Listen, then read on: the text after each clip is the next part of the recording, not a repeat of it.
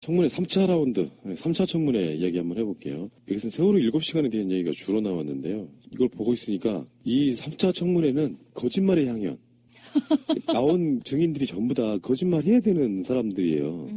지금 4라운드 진행 중인데 그 사람들은 세계일보 전 사장 같은 경우에는 작심하고 나온 사람도 있고 이석수 감찰관 같은 경우도 마찬가지고. 근데 3라운드에 나온 사람들은 하나같이 그 방어를 해야 되는 사람들이라 정말 거짓말 퍼레이드를 보는 딱 그런 느낌이었어요. 아니, 근데 거짓말이 너무 성의가 없어. 그리고 그 선택과 집중이란 차원 하나에서 청문회 참여 인원은 한 10명 이내로 제한했으면 좋겠어. 15명이 나와갖고, 아니, 물론 뭐 13명 출석했지만, 15명을 채택해놓고 있으니까, 얘기가 집중이 안 되고, 질문하는 사람들도 했던 질문 또 하게 되는 경우도 있고, 얘네들도 너무 방어에 필요한 시간을 충분히 주고 있다는 느낌이 들어.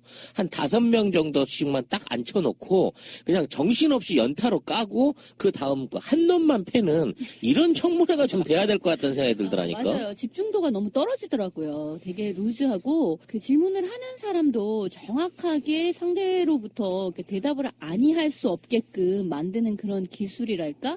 이런 게 너무 부족한 느낌이었어요.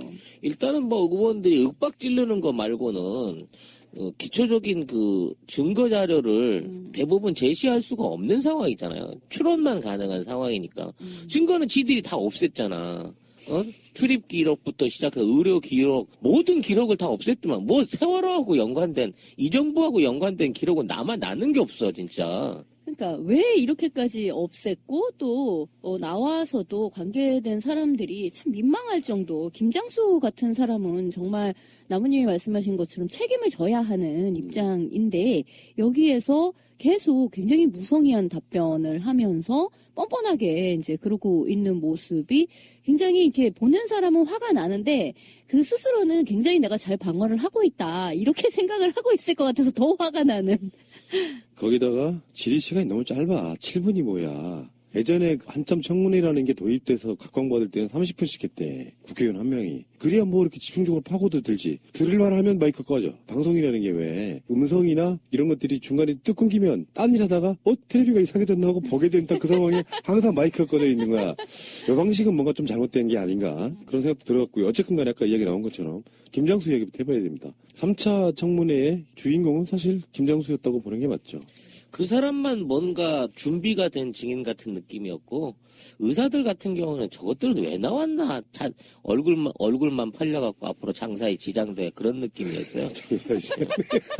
아이, 신성한 의료를 그렇게 말씀하시면 어떡해. 아니, 그런 기억력과 그 정도 판단 능력이 안 되는 사람하고 내가 그 사람한테 내 얼굴을 맡기고 내 몸뚱아리를 맡긴다는 게 상상이 안 되더라니까.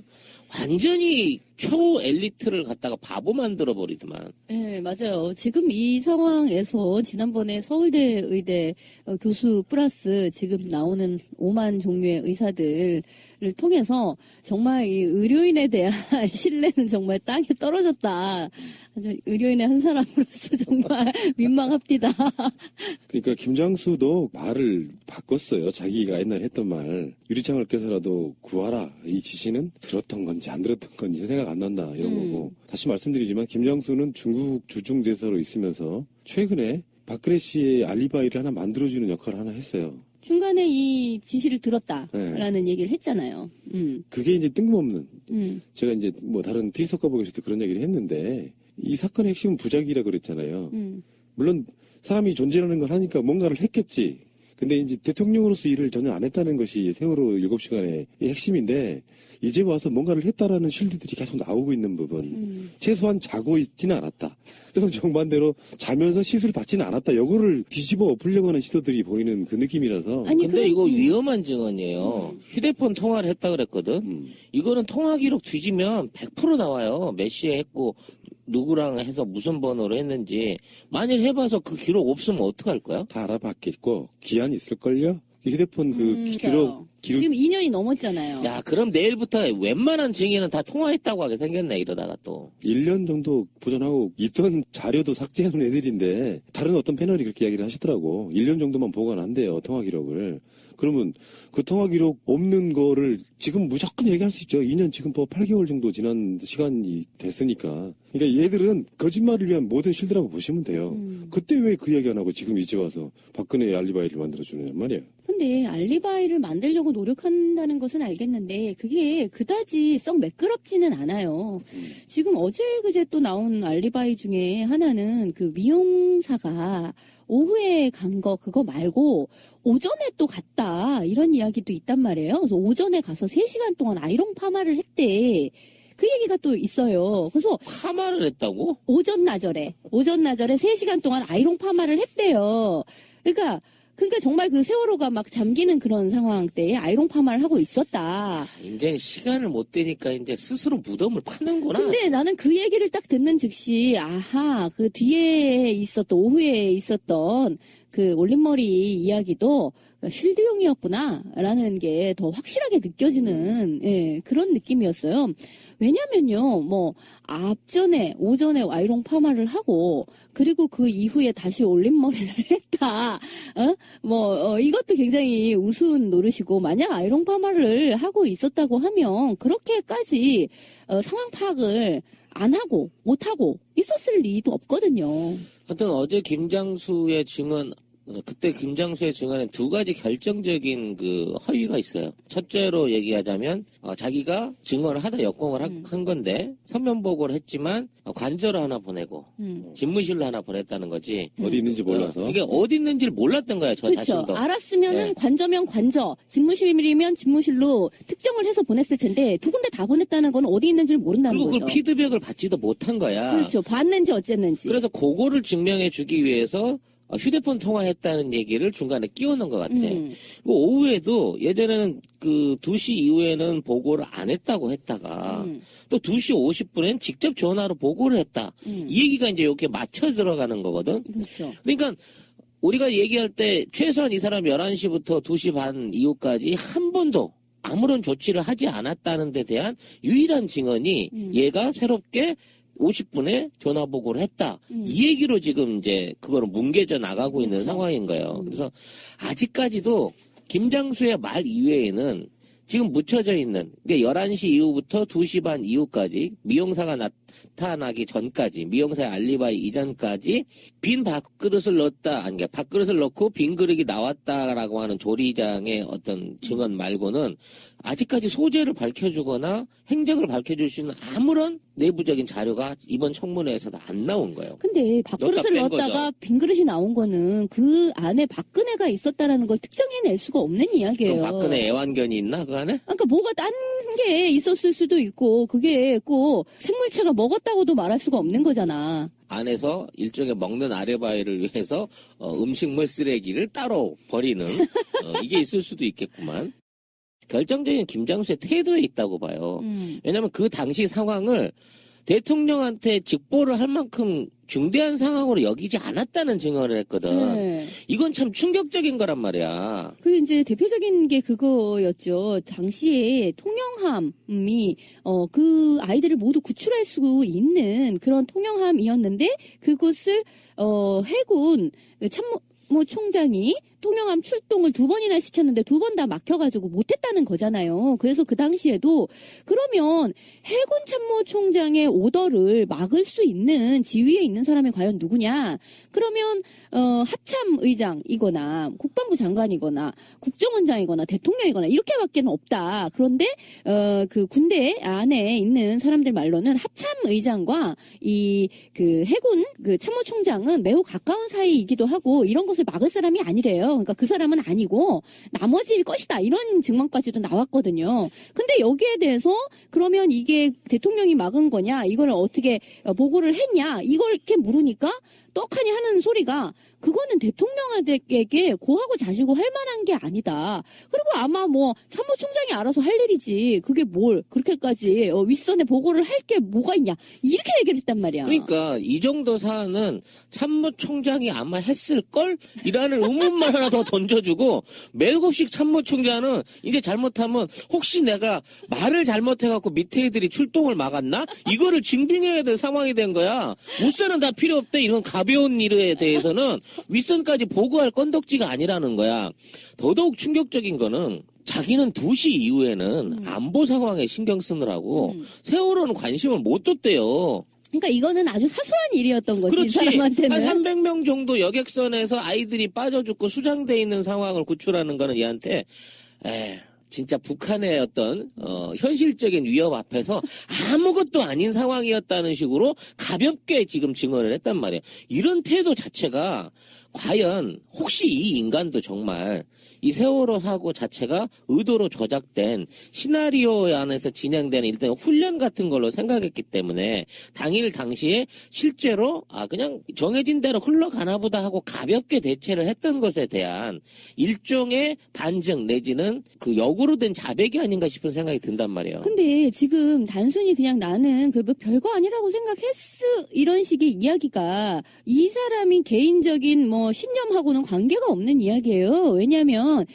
이때의 체계가요. 재난에 대응하는 체계가 이게 법적으로 지금 뭐 북한의 위협 이런 안보 뿐만 아니라 재해에 대한 처리까지도 이게 같은 안보의 카테고리에 묶여서 있는 상태였거든요. 그렇기 때문에 김장수 이 사람은 아이들이 빠져 죽는 이 문제는 등한히 하고 나는 북한의 위협 같은 그런 안보에만 신경을 썼다. 이렇게 얘기를 하고 빠져나갈 수 있는 대목이 아니에요. 이게 조금만 생각해보면 거짓말이라는 게 들통이나, 왜냐면은 범국민적으로 TV로 막 생중계되고 이런 어마어마한 상황에 그런 것을 그냥 아무렇지도 않게 느끼면서 안보에 집중했다라고 말하는 것 자체가 사실은 있을 수 없는 일이잖아요. 더군다나 그게 자기가 국방부 장관이었다고 할지라도 유심하게 볼 만한 상황의 어마어마한 사건이잖아. 근데 나는 우리 소관 사항이 아니기 때문에 오후부터는 신경 안 썼다라고 말하는 건 그 자체로 거짓말임을 인증을 한 거고요. 논리적 모순이고. 오죽하면 하태경이 입을 쩍 벌리고 경악을 하더만요. 근데 이제 중요한 건 여기서 범인을 찾아야 되는데 지금 김장수는 해군 참모총장 선에서 통영함이 오지 못하게 했을 것이다라고 자기 나름대로 추정을 한 거고요.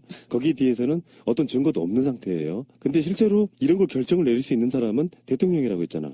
근데 문고리 3인방 뭐 안봉근이나 정호성 같은 애들이 왜 그 서면 보고하고 유선 보고라고 하는 게 박근혜가 직접 서면을 받았다, 유선을 받았다가 아니라 대통령 최측근에 있는 애한테까지는 가잖아요. 근데 그 사람이 박근혜에게 전달했는가 안 했는가는 모르는 상태잖아, 현재까지. 그러니까 지금 문고리 3인방 선에서 집무실로 가는 거는 뭐 안봉근이 막았나? 하여튼 그리고 관저로 가는 거는 또 정호성이 막고 이런 식으로 다 중간에 차단이 됐다는 이야기잖아요. 근데 시스템상이요. 여기서 우리가 어제 청문회에서 전혀 나오지 않은 이야기가 있습니다. 얼마 전에 그것이 알고 싶단가요? 거기서도 세월호 이야기 했잖아요. 예. 거기서 가장 중요한 키워드가 뭐였어? 국정원이었잖아.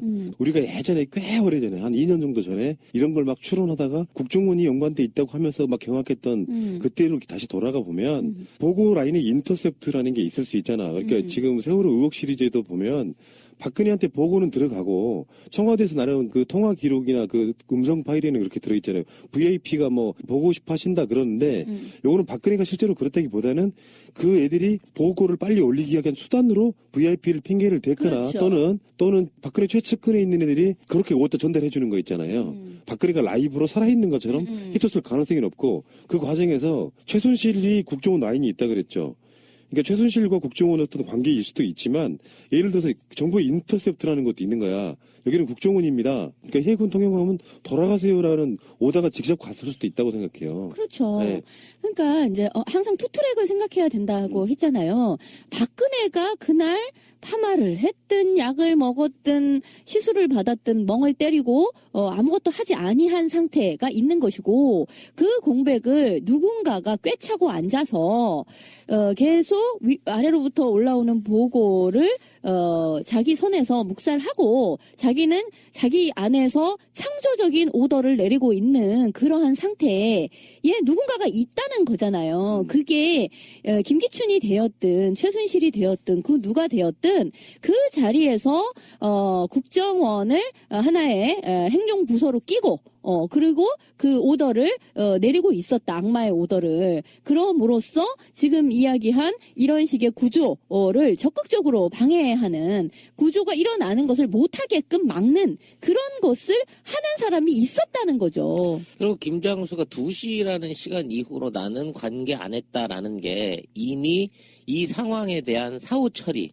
앞으로 어떻게 세월호에 대한 부분을 정보 통제를 하든 상황을 언론으로 조작을 해서 몰아가든 이 키가 2시쯤 이미 내 손을 떠났다라는 의미로 이 2시라는 게 드러나지 않았나, 이걸 직접적으로 뱉지 않았나 싶은 생각이 들고. 또 이런 것도 있어. 어쨌건 간에 국민적 비난이 쏟아지면서 국가의 이 재난 시스템의 컨트롤 타워가 누구냐 뭐 온갖 이야기를 했잖아요. 박근혜가 오후 5시 넘어서 갔던 중대본도 뭐 포함되어 있는 것이고 행정안전부 이런 거 포함되어 있는 것이고. 그런데 진짜 중요한 거는 그래서 그런 참사로 수백 명의 국민이 목숨을 잃었는데 김장수는요 국가안보실장을 그만두고 중국 대사로 갑니다. 요직으로 간 거죠. 도망간 것 같아. 그러니까 요직도 있고 어떤 게 있냐면 자리를 피하는 거? 어떤 문책성 인사가 되면은 사실 중국 대사 같은 경우는 꿀보직 같은 거예요. 그럼요. 근데 정말 책임이 있고 제가 조금이라도 연관이 있는 책임이 있고 그렇게 뭐 비난을 받는 사건에 조금이라도 책임 있는 사람이라고 하면 경질한다고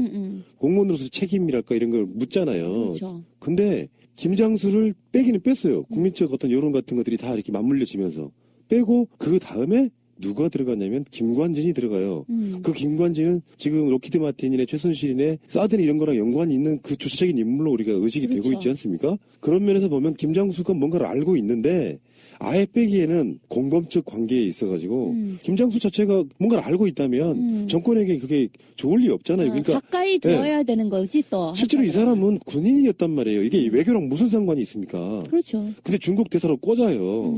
할 일은 별로 없는데 굉장히 많은 대우를 받고 한국에서 가까운 나라 그 엄청나게 큰 G2의 대사가 돼 있는 상황이라고 하면 이 사람은 입을 다물어주는 조건으로 중국 대사로 갔을 가능성이 높아요. 그렇죠. 이제 와서 다른 공무원들 아무 이야기 못하고 있는데 박근혜 7시간 중에 몇 %를 지가 맞춰주려고 막 노력하고 있잖아. 그렇죠. 이거는 김기춘이도 시도 못하는 일종의 위증 시도거든. 이거는 김기춘이도 해줄 수 없는 거야. 김기춘이도 서면 보고 대면 못했고 통화 못했고 아무것도 모른다. 그 당시 모른다라고 하고 있는데 안보실장이 그러니까 안보실장이라는 게 늘 지근거리에서 하는 비서실장하고도 느낌이 다르잖아. 사고가 났을 때 너는 문제가 생겼을 때 안보실장의 역할이 드러나는 건데 그런 안보실장이 자기가 나서서 모든 보고를 다 받고 박근혜는 이런 상황에 대해서 파악을 하고 있었다는 주장을 혼자 하고 있는 거야. 그러니까 안보실장이 정부에서 갖는 위치가 뭐냐면 원래 청와대는 대통령이 있고 그 대통령을 보좌하는 비서실이 있고 그중에 장이 비서실장 여러 시스템으로 일원화돼 있었어요.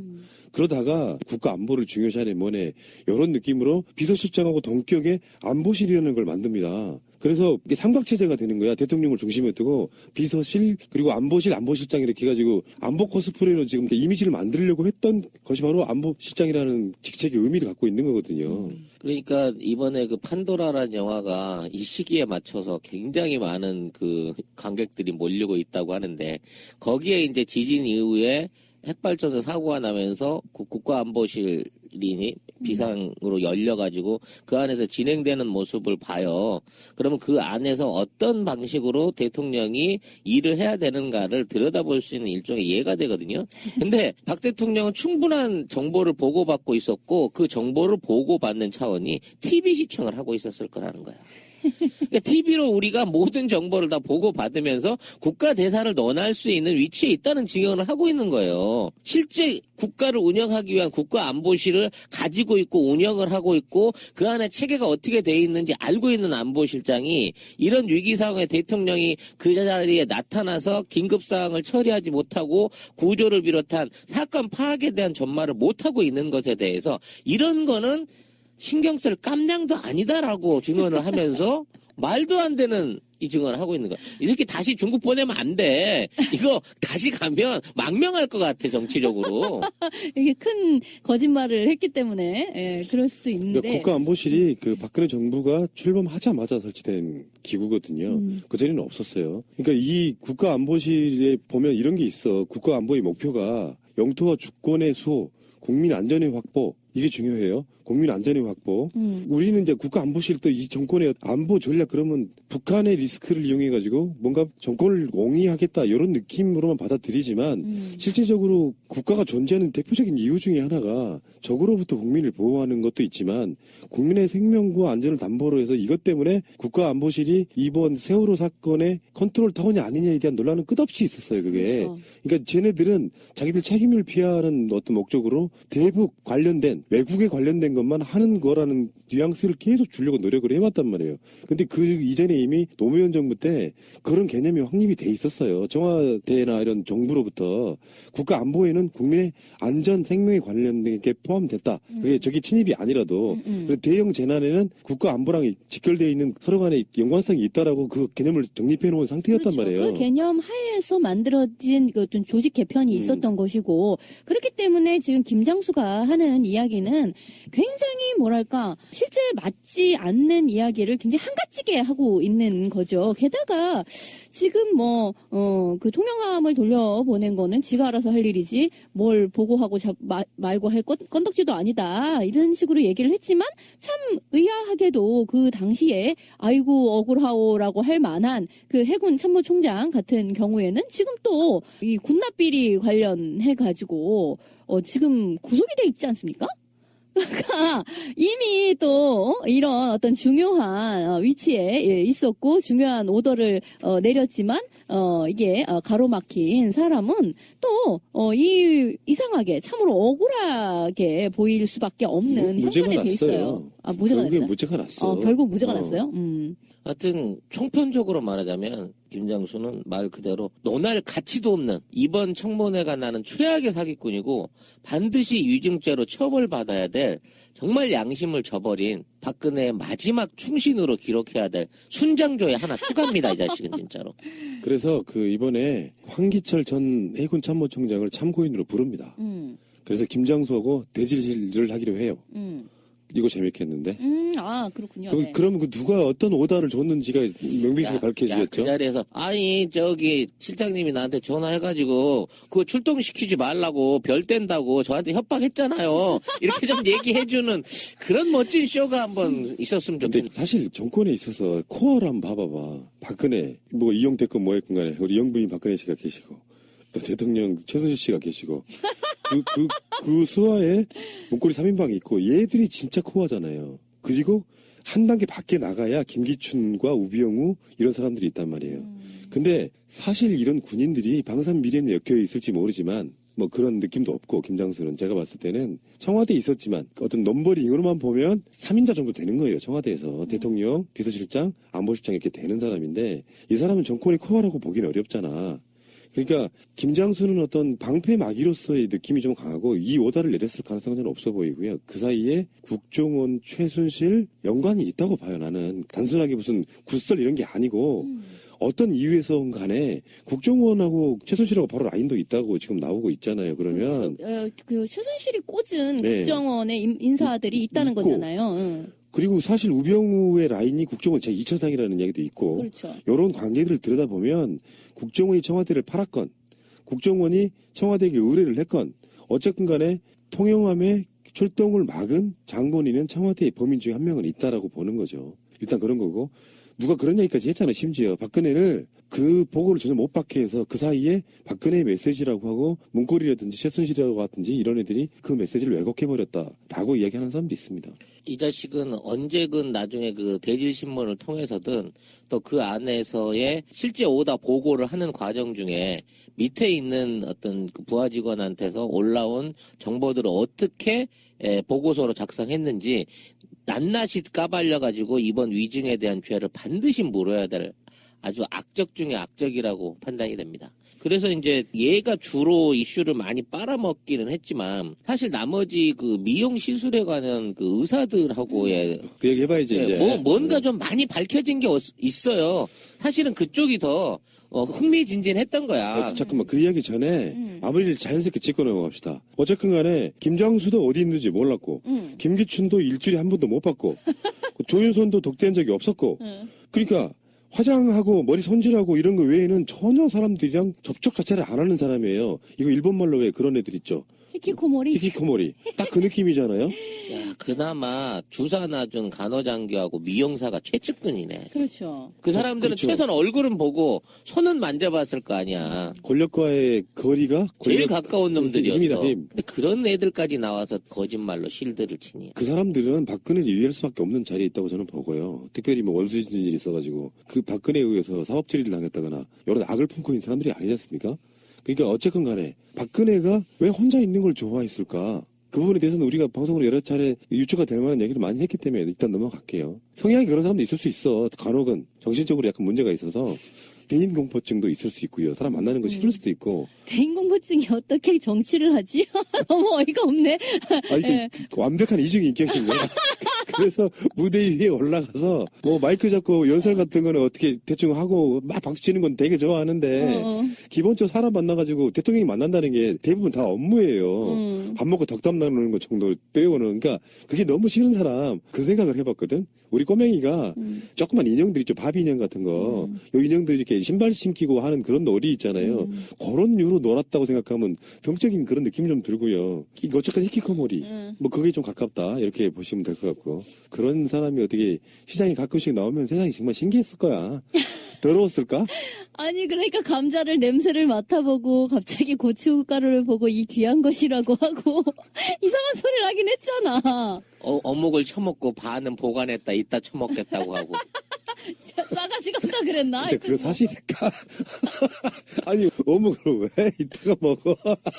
아니 싫다는데 억지로 상인이 입에다가 밀어 넣었거든. 이거 한번 맛 좀 보세요 하고. 그럼 아줌마들이 어머니 같은 사람들이 이렇게 권하면 못 이기는 척하고 또 먹어주잖아. 근데 오만상을 찌푸리면서 됐다고 나머지는 나중에 먹는다고. 그건 지난 방송에서 이야기했잖아요. 그 마찬가지예요. 옛날에 그 악수할 때도 뭐 새마을 노인 회장 뭐 이런 사람 오면 악수하다가 일반 노인네들 오면 손 뒤로 빼는 거랑 똑같은 거지. 그게 아니라고. 그 저번 방송 얘기했잖아요. 나도 아침에 막 편집하고 또 아침에 일찍 일어날 일 있잖아. 그럼 한 2시간 자고 일어나면 입맛이 하나도 없어요. 그러니까 실제로 진짜로 먹기 싫은 거야. 입맛이 없어가지고. 그래서 박근혜 밥 안 먹고 우리 뭐 쉐이크까지 이야기를 했구만. 그것도 그렇겠지. 근데 그 사실 사람이 어묵이 이제 얼마나 맛있는데 이거는 송로버섯보다 맛있는 거예요. 사실은. 아니 근데 이 사람의 성향을 보세요. 이제 최근에 또 나온 이야기지만 국내에서도 뭐 인천 거기에서 이제 잠깐 잘 일이 있었는데 하루 그 이제 송영 자는 것도 아니야. 변기 몇 시간 뜨는 쉬는 거? 거야. 몇 시간 쉬는 거였는데 그 송영길이 얘기를 했잖아요. 근데 그때도 막 자기 변기를 뜯었다는 거잖아요. 그래서 그것도 참 웃기는 에피소드구나 했는데 영국에서 1박을 호텔, 그것도 5성급 호텔에서 1박을 하는데 거기에서 뭐 침대 매트리스를 바꿔달라, 변기를 교체하고 그리고 원래 호텔은요, 특히 외국 호텔은 조명이 좀 그렇게 밝지가 않아요. 그 간접 조명 쓰잖아요. 근데 그거를 대낮처럼 환하게 하고 화장대를 설치하고 뒤에다가 장막을 흰 장막을 해가지고 그 거울에는 오로지 그러니까 사진관처럼 해달라는 거야. 그러니까 사진관 조명 때려서 이렇게 주변 딱 하는 배경 것처럼. 안 비치고 나만 비치게. 어. 거울아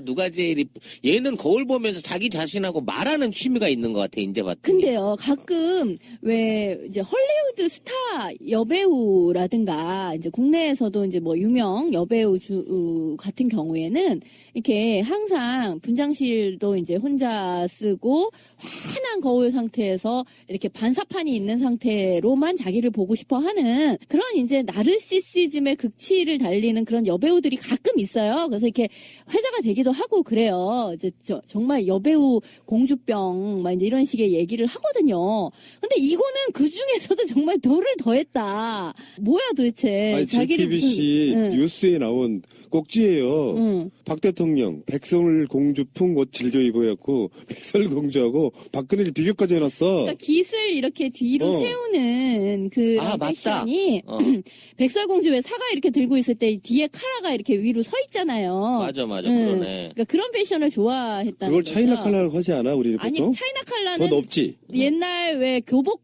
남자 교복 그게 이제 차이나 컬러고요. 그게 아니라 뒤를 약간 세워가지고 이렇게 입는 그 방법이 있어요. 이상한 나라 앨리스의 하트 여왕이라든지. 그렇지. 그 마녀 여왕 같은 전형적인 그 여왕들이 입는 그 널찍하고 기 서 있는 그 컬러잖아. 긁고 보니까 머리도 약간 그 부풀려 올린 게 백설공주하고 비슷한 이미지인데 이제 봤더니. 근데 그건 병은 병이다. 나이 65세예요. 65세. 대체 어쩌려고 그래. 자, 그렇다 치고 황지민님의 전공 중에 전공을 한번 가봅시다. 나 이게 진짜 궁금했어. 그 의사들이라고 국회의원들 이야기하잖아요. 그러면은 못 알아먹는 말이 가끔씩 있어. 필러 이런 이야기 요즘에 듣고는 있지만 정확하게 개념을 모르겠어. 필러는 주름을 이제 핀다는 개념으로. 그래서 필러예요? 그럼 한국말이야? 아니 그 주름 필러. 필러가 아니라 채워 넣는다는 뜻이죠. 아. 필러 이렇게 예전에 주름 필러가 맞네. 뭐 가령 무슨 아까 왜 찌라시님 좋아하는 선풍기 아줌마 이야기에서 그 안에다 이렇게 막 집어넣었다라는 좋아한다는 건 뭔 의미야? 아니 많이 예로 들었잖아요. 아니 우리 집 송 작가 얼굴이 선풍기 아줌마잖아요. 그래서 이제 안에다 이렇게 집어넣어서 주름이라는 것은 이렇게 푹 꺼진 상태를 말하는 거잖아요. 그러니까 그 꺼진 상태를 안에 집어넣어가지고 이렇게 돋우는 거죠. 그럼 주름이 펴지는 상태가 되는 거죠. 왜 들어요? 여기에서 이제 뭐 필러도 이렇게 종류가 여러 가지가 있는데 이렇게 주사를 이렇게 찔렀던 그 자국 같은 거에 남아있는 피멍이라고 볼 수 있죠.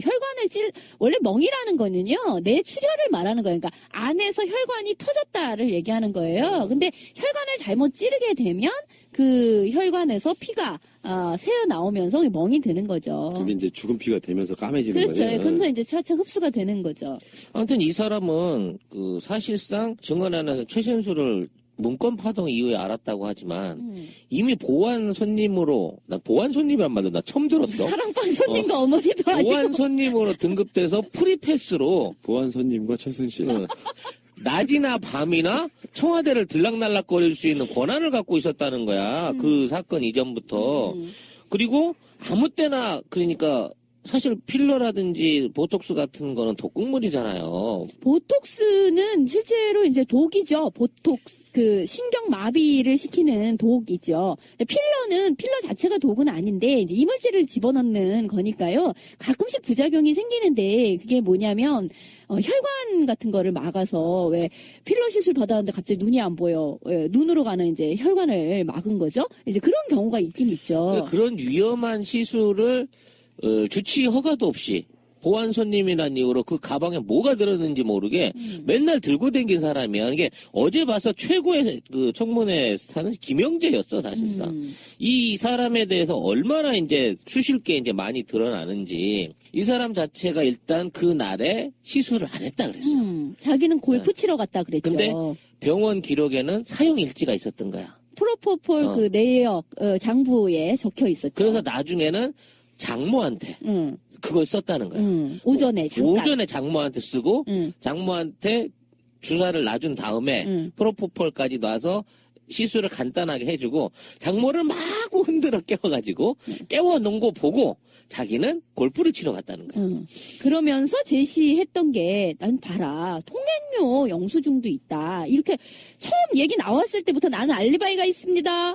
나도 세월호 사건에 사랑하는 외삼촌을 잃었어요. 막 이렇게 얘기를 하면서 나는 알리바이가 있다 하고 내놓은 게 이게 이제 통행료 영수증이었었는데 그리고 그 골프 그 컨트리 클럽의 그 부킹 기록하고 그거를 내놨었잖아요. 그런데 참 놀랍게도 그 영수증 중에 하나가 조작이라는 거잖아요. 이게 문제가 뭐냐면 이게 2년 전에 수동으로 받으면 알 수가 없잖아. 그리고 이게 지가 받은 건지 남의 받은 건지 모른단 말이에요. 현금 내고 그 영수증을 받으면 이게 내가 거기 갔다 왔다는 증거가 될 수 없어. 수없이 많은 사람한테 똑같은 영수증을 주니까.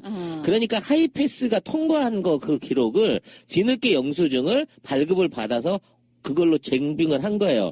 근데 하나는 7,600원이고 하나는 6,600원인 거야. 이게 왜 그러냐면 2014년도까지 7,600원이었어요. 공항 가는 요금이. 근데 2015년 9월달 들어와서 7,600원으로 이제 내렸거든. 금액이. 나중에 받은 거구나. 네, 나중에 받은 게 금액이 내려진 거야. 내려가지고.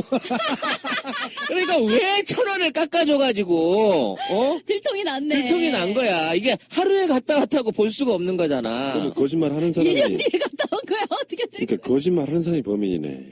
그럼 김영재네. 그쵸? 예. 더더욱 놀라운 건 얘네 병원에서 의료 기록을 다 파쇄해서 버린 거예요. 근데 맞췄지. 근데 JTBC JTBC 에서. 기자들이 네. 그걸 갖다가 네. 일일이 한 장씩 붙여가지고 짝 맞추기를 해가지고 이건 진짜 10만 핀투야 이 정도 그게 되면. 내가 이러려고 기자를 냈나 하는 자괴감이 들고. 아니, 사실 그렇잖아. 저도 사무실 운영할 때 파쇄기함 써봤거든요. 그 어떻게 할 수 없을 정도로 맞아. 놓잖아요. 그거를 맞춰서 한다는 건 아마. 이게 파쇄기를 좀 신형을 썼으면 요즘 완전히 가루를 만들어 버리거든. 그렇지. 근데 옛날 거는 줄만 갈랐단 말이야. 칼국수 면 빠지듯이. 그렇지. 이게 파쇄를 그 정도만 해놓으니까 요거 맞출만 하겠는데 해가지고 퍼즐을 맞춰버린 거야. 구경이었구나. 근데 그것도 힘들어요. 진짜 힘들어. 힘들죠. 힘들죠. 눈알 빠져요. 우리 이 진짜 정도밖에 안 해, 이 정도. 우리 조각 그림 맞추기 해보신 분은 알지만 그 사람 성질 배리기 딱 좋은 거거든. 코 쏠려. 근데 진짜.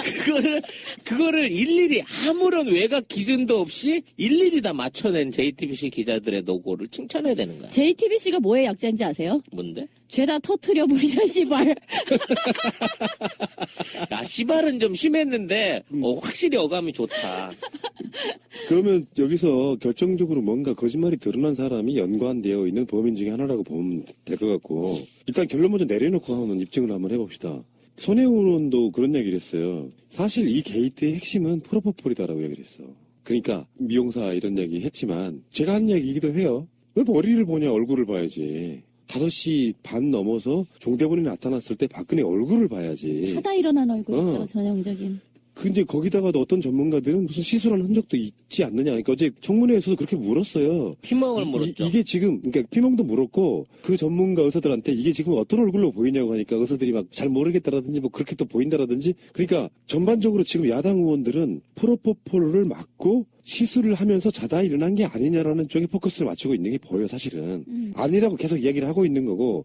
그래서 그 신보라 같은 간호장교한테 당신 주사 놓은 적 있어. 그러니까 주사 놓은 적 없다고 없대. 하고. 그 가글을 의료용 가글을 네. 갖다 줬을 뿐이다. 이렇게 얘기했는데 그 말도 굉장히 이상하다고요. 아니 의료용 가글은요, 우리 보통 시중에 파는 가글하고는 조금 성분이 다른데, 그거 그럼 왜 갖다 줬어? 라고 얘기를 좀 더, 구체적으로 들어가 보면, 이를 못 닦거나, 이 침이 질질 새는 어떤 상태일 때 쓴단 말이에요. 무슨 소리냐면, 가령, 아가 안면 시술 같은 거를 하면요, 입을 잘 못 벌리고, 그럴 수가 있다고. 그러면, 그때는 이제 의료용 가글을 해가지고 씻어내는 방법이 있죠. 그것처럼, 지금, 여기다가 이제, 뭐, 보톡스라든지 이런 거를 많이 놓게 되면 이게 잘 안 움직이잖아요. 입을 제대로 벌릴 수도 없고 침이 좀 질질 나고 이제 이런 상태가 될 수 있단 말이야. 그럴 때도 이제 이게 연관이 있으니까 그래서 쓴 거 아니요? 이제 이렇게 되는 거지.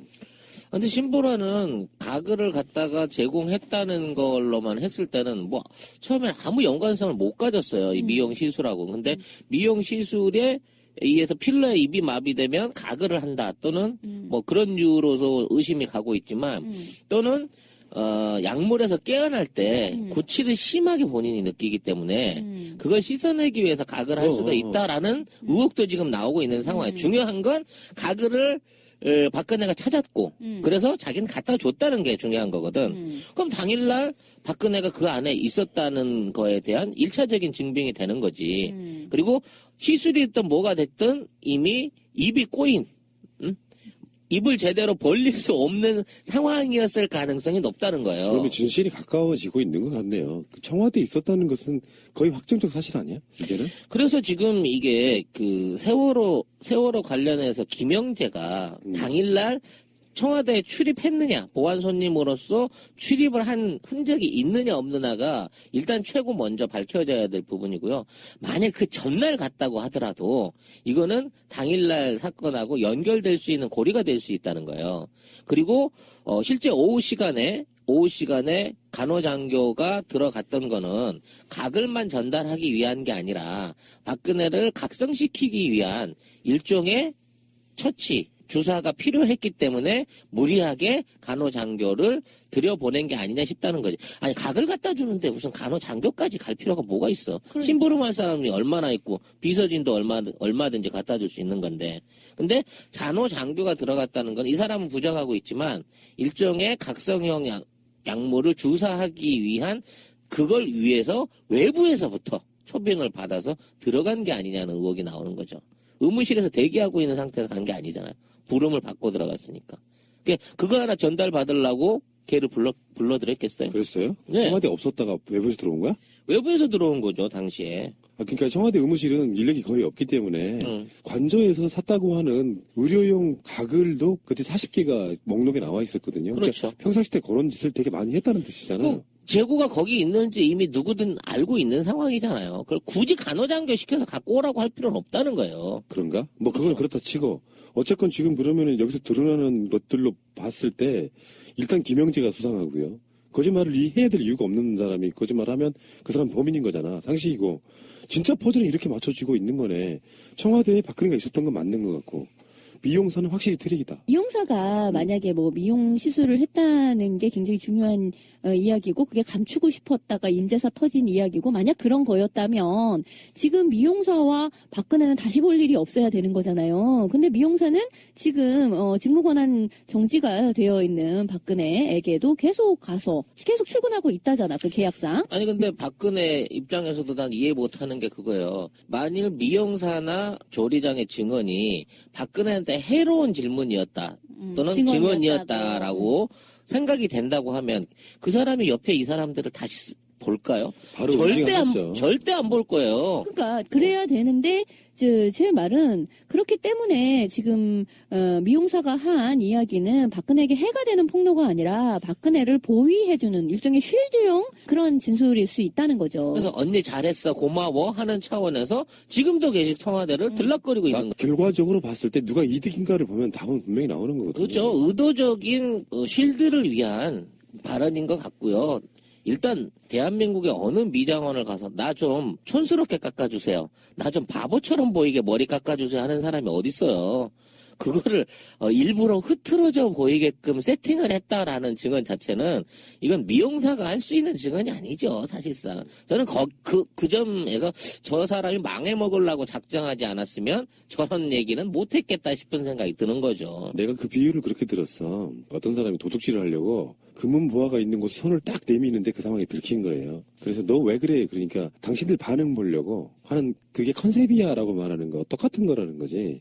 왜 부수하게 나왔을까? 자다 나왔지? 이렇게 우리가 물어보니까 아니야 그렇게 보이려고 하는 컨셉으로 머리를 한 거야라고 말하는 건 논리적으로 말이 안 된다는 거야. 아니 오후 5시에 부시시한 컨셉을 하겠다는 자고 일어난 컨셉으로 머리를 했다는 게 뭔 의미냐고 도대체 이해가 안 가는 거지. 그게 한 7시나 그렇지. 8시쯤 되는 시간이란 모를까. 예를 들어 뭐 새벽같이 나오느라고 제가 머리가 이렇게 흐트러졌어요라는 이미지를 준다 그러면 나 그렇게 세팅해도 이해는 가. 근데 오후 5시에 나가면서 부시시한 머리를 일부러 하고 왔어요? 이건 말이 안 되는 거예요. 그리고 지금 이제 김영재에 대한 내용들이 왜 중요하냐고 하면 사실상 김영재가 피부 트러블이 생긴다든지 문제만 생기면 그렇게 김영재를 찾았다는 거예요, 박근혜가. 그래서 수시로 들락날락거렸다는 거거든.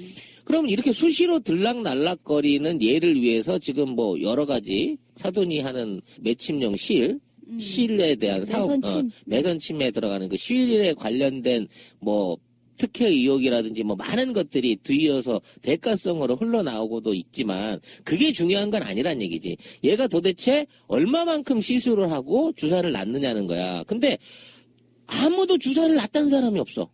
박근혜에게 바늘을 꽂았다고 내가 직접 미용시술로 바늘을 꽂았습니다 하고 증언하는 사람이 아무도 없단 말이야. 셀프로 하진 않았을 거야. 중요한 이야기가 하나 나온 게 있어요. 김상만 지금 계속 이야기되고 있는 게 김영재 이 사람이 있고 근데 김상만 이 사람이 이제 차은병원 의사였다가 지금은 녹십자이메드의 의사이죠. 이 사람은 가정의학과이고 근데 이 사람이 자기가 주사제를 줬다 이렇게 얘기를 하면서 줬어? 아니 그래서 누구한테 건네줬다고? 근데 아니 그게 아니라 박근혜에게 줬다. 이제 이렇게 얘기를 그리고 했다고. 심지어는 직접 놓으라 그랬대. 이렇게 놓으면 된다고. 놓는 걸 가르쳐줬다. 이렇게 얘기를 했어요. 그러니까 우리가 왜 전번에도 최순실 자매가 주사를 놓을 수 있는 사람들이고 자기들끼리 서로 놓는 것을 보았다라는 사람들이 많다고 그랬잖아요. 그것처럼 지금 박근혜에게 김상만 이 사람이 주사를 놓는 주사제를 직접 주고 주사를 놓으라고 가르쳐줬다. 지금 이 얘기가 나왔어요. 김상만 이 사람은 전에도 왜 그런 이야기를 했죠.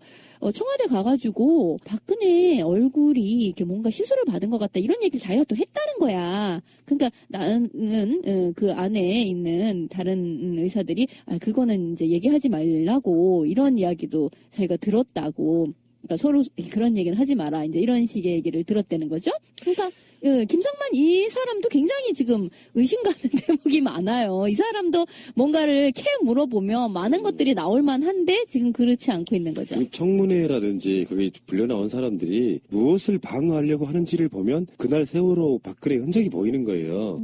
그러니까 전반적으로 우리가 프로포폴 이야기를 지금 했던 게 그게 키일 수밖에 없는 게 얘네들은 최소한 주사 바늘을 꽂았다 안 꽂았다 뭐 이런 여러 가지 문제들이 다 사실은 박근혜가 그날 시술을 받으면서 프로포폴 처음 맞고 자고 있었다는 걸 가리기 위한 거기에만 지금 서서 막으려고 하고 있다는 게 눈에 보이는 그림이에요 이게. 그러니까 확실하게 어느 누구도 바늘을 꽂았다고 하는 사람은 없지만 결론적으로 말해서 프로포폴 맞으면 시술 받았네가 핵심 중에 핵심이 돼버린 거예요. 그리고 이게. 김상만의 증언에 따르면 실제로 놔준 것보다 그냥 죽어온 경우도 많았고 또 의무실장은 태반 주사를 10번 정도 처방을 했는데 자기가 직접 놔준 건 2-3번이라고 말하면 7번 정도는 본인 또는 다른 사람이 스스로 태반 주사를 찔렀다는 얘기거든. 이게 자기 몸에다가 직접 혈관 잡아서 찔릴 수 있는 수준 정도 되려고 하면요.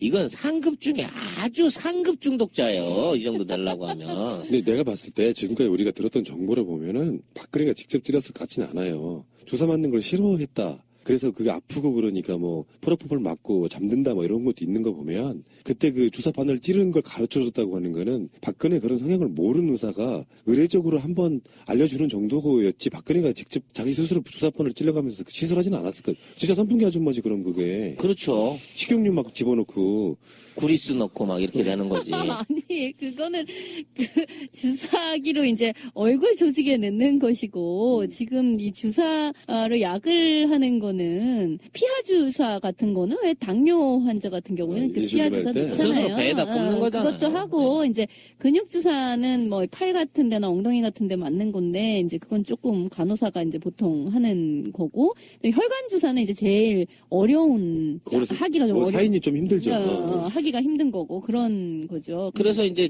김상만 증언 안에서 이제 숨겨져 있는 깨알 같은 핵심이 뭐냐면 주사제를 설명을 했다는 거예요, 박근혜한테. 근데 배석한 여자가 한 명 있었다는 거야. 근데 이 여자가 최순실도 아니고 윤전추도 아니고 조대위, 평소에 그 근무하고 있던 조대위도 아닌 자기는 전혀 모르는 인물이 한 명 있었다는 거야. 김상만이 스스로. 제3의 인물. 그렇지. 그러니까 우리가 지금 그 연결고리로 못 찾아내고 있는 누가 주사를 놨나? 누가 박근혜의 평상시에 주사를 담당하는 사람인가라고 하는 인물이 청와대 사람은 아니지만 밝혀지지 않은 어떤 인물이 한 명 더 있는 거라니까 지금 이대로라면. 있을 거야. 그러니까 이게 항상 똑같은 상황이 될 수가 없잖아요. 예를 들어서 박근혜가 주사에 관련된 중독이라고 하면은 최순실도 맨날 와서 그걸 케어해주는 것도 힘들었을 거고요. 또 이게 걔들이 바보가 아닌 이상 좀 과하다 싶으면 소문 새나가고 그러니까 군인 간호장교들을 이용해서 확실한 입막음도 하고 그러는 거 아닙니까? 근데 그럴 때 진짜 비선 간호사가 하나 있었을 가능성이 저는 있다고 봐요. 전문적인 칵테일 간호사. 제가 늘 얘기하지만. 칵테일까지는 아니더라도. 전문적으로 박근혜만의 주사제 처방을 위한 간호사가 하나 있지 않았나 싶은 생각이 점점 더 확신으로 올라오는 거죠. 이 부분에 대한 그 유령 같은 이 배석했다는 김상만이 증언했던 배석자가 누구인지도 꼭 밝혀내야 될 앞으로 핵심이 될 거예요. 핵심 가지는 아니었는데 그 서울대 병원장 이야기도 그때 나왔었죠. 서창석 이런 사람들이 서울대 병원장이 우리가 했던 말 그때 그건 이제 백남기 어르신 사건 때 나왔던 이야기들인데 제가 어제 청문회를 좀 보면서 느낀 게 그거였어요. 우리가 방송으로 한 게 거의 100% 맞아. 그 시간이 그 허비가 돼서 청문회에서 그걸 꺼낸다는 것 자체가 무의미할 정도로 어떤 여기서 지금 그 의료 게이트, 이 약 게이트에 있어서 아주 핵심은 아니지만 여기 세월호 7시간이 핵심이 돼버렸지만 나머진 다 특혜. 어떤 병원장이 되고 차원병원이 되고 녹십자가 되고 이런 것들이 다 특혜랑 연관돼 있잖아요. 박근혜를 좀 이쁘게 해주면 그래서 그렇게 박근혜에게 줄을 잘 선 의사나 이런 사람들은 다 영전하거나 특혜를 받거나 정부의 지원을 받거나 이런 방식으로 갔다는 거지 않습니까? 그리고 이 무슨 건강 관련해가지고 요새 어르신들 카톡 박사모에서 막 뿌리고 있는 것 중에 하나가 중병을 앓고 계시다 박근혜가. 그 얘기 들었어. 라고 얘기를 하면서 그게 뭐라고 그랬어요? 부신 기능 저하증이다. 그게 뭐예요? 아니, 그러니까, 부신은요, 신장 위에 이렇게 모자 모양으로 되어 있는 일종의 그 호르몬을 내보내는 기능이지요. 그러니까 왜 갑상선 이런 게 이제 갑상선 이런 것처럼 부신도 거기서 호르몬을 만들어내는 이제 그런 곳인데 그 기능이 저하되어서 만성 피로에 시달리는 그런 상태다. 막 이렇게 얘기를 하는 거예요. 그러면서 이제 무슨 태반주사, 배곡주사 이런 것들은 부신 기능이 저하되어 있는 박근혜의 만성 피로 증세를 없애기 위해서 맞은 거다. 막 이렇게 지금 얘기를 하고 있어요. 근데 정말 듣는 의사 입장에선 정말 자다가 봉창을 두드리는구나 라는 생각이 드는 것이 만약 정말 그렇다라고 한다면 지금 배곡주사, 태반주사를 맞고 있으면 안 되는 거죠. 지금 이건 무슨 가정의학과나 피부과, 피부과도 아니지. 이 김영재 이 사람은 일반 의사이면서 피부 미용 시술을 해온 사람이고, 김상만 이 사람은 가정의학과 의사죠. 근데, 정말 부신 기능 저하증이 있으면요, 내분비 내과 의사가 여기 붙어야 되는 거예요. 주치의로서. 그게 정말 주요한 이 사람의 병증이라고 한다면, 내분비 내과 의사 전문의가 여기 붙어가지고, 이것과 관련해서 호르몬이 부족하면 그 호르몬을 놔준다든가 하는 등등이 있어야 되는 거죠. 근데, 부신 기능 저하증이 부신 자체가 기능이 저하돼서 나타나는 경우도 있고 또는 우리가 이제 흔히 왜 스테로이드 중독이라고 하잖아요. 그러니까 스테로이드를 많이 맞게 되면 원래 그 부신에서 스테로이드 호르몬이 나와줘야 되는데 밖에서 계속 스테로이드 호르몬을 맞게 되면 부신 기능이 저하되는 경우가 있긴 있어요. 그러니까 밖에서 투여함으로써 원래 자체 내에서 나오는 그 호르몬이 적게 나오는 그런 경우도 있기는 그게 의학적으로 있어요. 쉽게 설명을 하면은 호르몬들 중에 대표적인 것 중에 하나가 당뇨에 관련된 게 뭐죠? 인슐린? 인슐린 같은 것도 약이나 주사에 의존하게 되면 그 기능이 훨씬 떨어진대요. 그래서 그 기능을 되살리는 치료가 더 먼저라고 얘기하는 것처럼 그게 원인일 수도 있는 거를 그걸 병이라고 말하는 거야?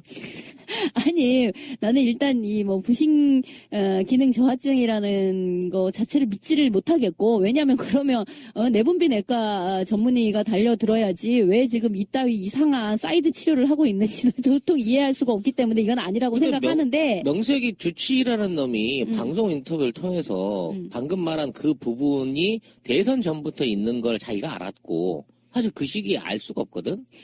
그런 식으로 따지면 얘는 후발주자니까. 근데 이미 그 시기 이전부터 자기가 그런 증이 있는 걸 알았기 때문에 그것 때문에 태반주사나 배곡주사를 놨다고 지금 억지로 지금 짜맞추는 증언을 하고 있는 거예요. 근데 그 주치의가 한 얘기 아니죠.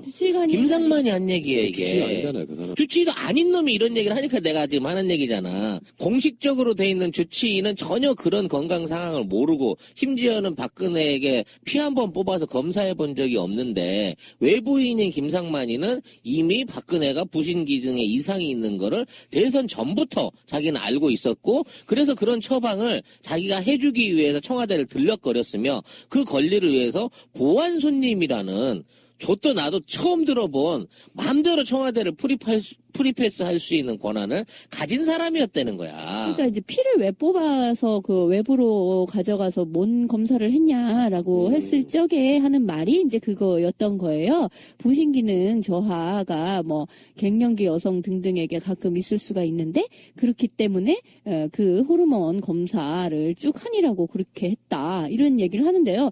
사실 이 정도 나이를 갱년기로 보기도 좀 어렵거니와 완전 폐경기 아니야? 그러니까 하여튼 좀 이상한, 그것도 이상하지만, 그게 정말, 그러니까 부심 호르몬이, 적게 나오는 거면 지금 이런 주사를 맞고 있으면 안 되는 거라니까. 말도 안 되는 김상만과 김영재라는 특급 보안선님 두 사람. 이 두 사람이 사실상 박근혜의 가장 재밌는 놀이의 협조자였을 가능성이 크다는 거예요. 그러니까 이 약게이트의 부역자들이라고 보면 돼요. 그렇죠. 약게이트의 부역자는 거죠. 최대한 이 사람들은 그 상황을 가리기 위해서, 그러니까 청문회만 지나면 별 문제가 없다. 말도 안 되는 소리 이제 특검에서 한 번 더 다시 다 털어줘야 됩니다. 자, 어쨌건 어제 이제 3차 청문회를 보고 나서 느낀 거는 정말 비정상인 비정상이다. 정말 비정상이다. 요거 의료 게이트 세월호 7시간만 갖고도 굉장히 많은 얘기가 나오는 게 있구나. 저는 이제 하나만 마지막으로 이야기를 드리자면 이런 거예요.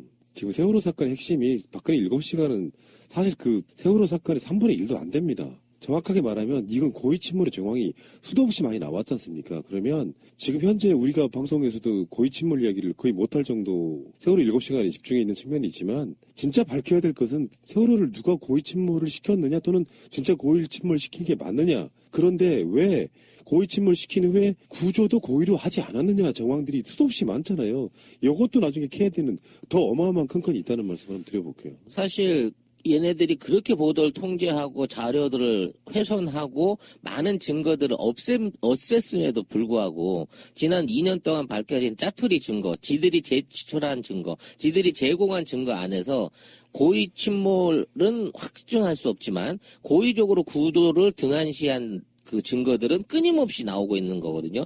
이건 나중에 인적 청산을 통해 가지고 그것들 잡아다가 제대로 취조하면 나올 것이고 말씀하신 대로 자, 이 7시간 이전의 전날 그 하루 전에 대한민국의 청와대에는 그리고 세월호와 연관돼 있던 청해진과 우리가 생각하는 국정원과 거기에 연관돼 있던 사람들은 어떠한 절차를 거쳐서 이 사고를 방조하거나 만들어냈는가 하에 대한 거는 앞으로 우리가 밝혀내야 될 새로운 영역이 될 거라고 생각을 해요. 그렇죠. 방송 들으시는 분들 또 뭔 소리 하시겠지만요. 배가 우리 딱지치기 할 때처럼 갑자기 확 뒤집어진 게 아니잖아요. 그래도 1시간, 2시간에 걸쳐서 무너질 때 단 한 명이라도 그 라인에서 배 밖으로 빨리 탈출하라고 해? 이게 현장에 실행이 됐다면 모두 다 살았다는 게 모든 전문가한테 일치된 견해이지 않습니까? 그 말이 결국은 배까지 전혀 전달이 되지 않았다는 측면. 여기에 이제 이런 의혹들이 있는 거고요. 한다는 건 뭔 의미야? 아니, 많이 예로 들었잖아요. 아니, 우리 지금 송 작가 얼굴이 선풍기 아줌마잖아요. 그래서 이제 안에다 이렇게 집어넣어서 주름이라는 것은 이렇게 푹 꺼진 상태를 말하는 거잖아요. 그러니까 그 꺼진 상태를 안에 집어넣어가지고 이렇게 돋우는 거죠. 그럼 주름이 펴지는 상태가 되는 거죠. 왜 들어요? 여기에서 이제 필러도 이렇게 종류가 여러 가지가 있는데, 이렇게 주사를 이렇게 찔렀던 그 자국 같은 거에 남아있는, 피멍이라고 볼 수 있죠. 원래 멍이라는 거는요, 뇌출혈을 말하는 거예요. 그러니까 안에서 혈관이 터졌다를 얘기하는 거예요. 근데 혈관을 잘못 찌르게 되면 그 혈관에서 피가 새어 나오면서 멍이 드는 거죠. 그게 이제 죽은 피가 되면서 까매지는 그렇죠. 거예요. 그러면서 이제 차차 흡수가 되는 거죠.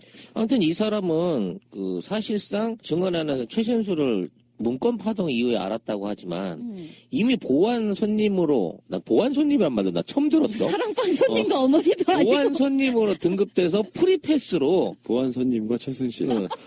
낮이나 밤이나 청와대를 들락날락거릴 수 있는 권한을 갖고 있었다는 거야. 그 사건 이전부터. 그리고 아무 때나 그러니까 사실 필러라든지 보톡스 같은 거는 독극물이잖아요. 보톡스는 실제로 이제 독이죠. 보톡스, 신경 마비를 시키는 독이죠. 필러 자체가 독은 아닌데, 이제 이물질을 집어넣는 거니까요. 가끔씩 부작용이 생기는데, 그게 뭐냐면, 혈관 같은 거를 막아서, 왜, 필러 시술 받았는데 갑자기 눈이 안 보여. 눈으로 가는 이제 혈관을 막은 거죠. 이제 그런 경우가 있긴 있죠. 그런 위험한 시술을 주치 허가도 없이 보안 손님이라는 이유로 그 가방에 뭐가 들었는지 모르게 맨날 들고 댕긴 사람이야. 이게 어제 봐서 최고의 그 청문회 스타는 김영재였어, 사실상. 이 사람에 대해서 얼마나 이제 수실 게 이제 많이 드러나는지 이 사람 자체가 일단 그 날에 시술을 안 했다 그랬어. 자기는 골프 치러 갔다 그랬죠. 근데 병원 기록에는 사용 일지가 있었던 거야. 프로포폴 그 내역 장부에 적혀 있었죠. 그래서 나중에는 장모한테 응, 그걸 썼다는 거야. 응. 오전에 잠깐. 오전에 장모한테 쓰고 응, 장모한테 주사를 놔준 다음에 응. 프로포폴까지 놔서 시술을 간단하게 해주고 장모를 마구 흔들어 깨워가지고 깨워놓은 거 보고 자기는 골프를 치러 갔다는 거야. 응. 그러면서 제시했던 게, 난 봐라, 통행료 영수증도 있다. 이렇게 처음 얘기 나왔을 때부터 나는 알리바이가 있습니다. 나도 세월호 사건에, 사랑하는 외삼촌을 잃었어요. 막 이렇게 얘기를 하면서 나는 알리바이가 있다! 하고 내놓은 게 이게 이제 통행료 영수증이었었는데, 그리고 그 골프, 컨트리 클럽의 그 부킹 기록하고 그거를 내놨었잖아요. 그런데 참 놀랍게도 그 영수증 중에 하나가 조작이라는 거잖아요. 이게 문제가 뭐냐면 이게 2년 전에 수동으로 받으면 알 수가 없잖아. 그리고 이게 지가 받은 건지 남의 받은 건지 모른단 말이에요. 현금 내고 그 영수증을 받으면 이게 내가 거기 갔다 왔다는 증거가 될 수 없어. 수없이 많은 사람한테 똑같은 영수증을 주니까. 아. 그러니까 하이패스가 통과한 거 그 기록을 뒤늦게 영수증을 발급을 받아서 그걸로 쟁빙을 한 거예요. 근데 하나는 7,600원이고 하나는 6,600원인 거야. 이게 왜 그러냐면 2014년도까지 7,600원이었어요. 공항 가는 요금이. 근데 2015년 9월달 들어와서 7,600원으로 이제 내렸거든. 금액이. 나중에 받은 거구나. 네, 하나는. 나중에 받은 게 금액이 내려진 거야. 내려가지고 그러니까 왜 1,000원을 깎아줘가지고 들통이 났네. 들통이 난 거야. 이게 하루에 갔다 왔다고 볼 수가 없는 거잖아. 그러면 거짓말 하는 사람이 1년 뒤에 갔다 온 거야. 어떻게 그러니까 거짓말 하는 사람이 범인이네. 그럼 김영재네. 그쵸? 예. 더더욱 놀라운 건 얘네 병원에서 의료 기록을 다 파쇄해서 버린 거예요. 근데 맞췄지. 근데 JTBC JTBC 에서. 기자들이 네. 그걸 갖다가 네. 일일이 한 장씩 붙여가지고 짝 맞추기를 해가지고 이건 진짜 10만 핀투야 이 정도 그게 되면. 내가 이러려고 기자를 냈나 하는 자괴감이 들고. 아니 사실 그렇잖아. 저도 사무실 운영할 때 파쇄기함 써봤거든요. 그 어떻게 할 수 없을 정도로 맞아. 놓잖아요. 그거를 맞춰서 한다는 건 아마 이게 파쇄기를 좀 신형을 썼으면 요즘 완전히 가루를 만들어 버리거든. 그렇지. 근데 옛날 거는 줄만 갈랐단 말이야. 칼국수 면 빠지듯이. 그렇지. 이게 파쇄를 그 정도만 해놓으니까 요거 맞출만 하겠는데 해가지고 포즈를 맞춰버린 거야. 지경이었구나. 근데 그것도 힘들어요. 진짜 힘들어. 힘들죠. 힘들죠. 눈알 빠져요. 우리 이 진짜 정도밖에 안 해, 이 정도. 우리 조각 그림 맞추기 해보신 분은 알지만 그 사람 성질 배리기 딱 좋은 거거든. 코 쏠려. 근데 진짜. 그거를 일일이 아무런 외곽 기준도 없이 일일이 다 맞춰낸 JTBC 기자들의 노고를 칭찬해야 되는 거야. JTBC가 뭐의 약자인지 아세요? 뭔데? 죄다 터트려 버리자 씨발. 야, 시발은 좀 심했는데 확실히 어감이 좋다. 그러면 여기서 결정적으로 뭔가 거짓말이 드러난 사람이 연관되어 있는 범인 중에 하나라고 보면 될 것 같고, 일단 결론 먼저 내려놓고 한번 입증을 한번 해봅시다. 손혜원 의원도 그런 얘기를 했어요. 사실 이 게이트의 핵심은 프로포폴이다라고 얘기를 했어. 그러니까 미용사 이런 얘기 했지만 제가 한 얘기이기도 해요. 왜 머리를 보냐, 얼굴을 봐야지. 5시 반 넘어서 종대본이 나타났을 때 박근혜 얼굴을 봐야지. 하다 일어난 얼굴이죠. 전형적인. 근데 거기다가도 어떤 전문가들은 무슨 시술한 흔적도 있지 않느냐. 그러니까 어제 청문회에서도 그렇게 물었어요. 피멍을 물었죠. 이게 지금, 그러니까 피멍도 물었고, 그 전문가 의사들한테 이게 지금 어떤 얼굴로 보이냐고 하니까 의사들이 막 잘 모르겠다라든지 뭐 그렇게 또 보인다라든지. 그러니까 전반적으로 지금 야당 의원들은 프로포폴을 맞고 시술을 하면서 자다 일어난 게 아니냐라는 쪽에 포커스를 맞추고 있는 게 보여, 사실은. 아니라고 계속 이야기를 하고 있는 거고.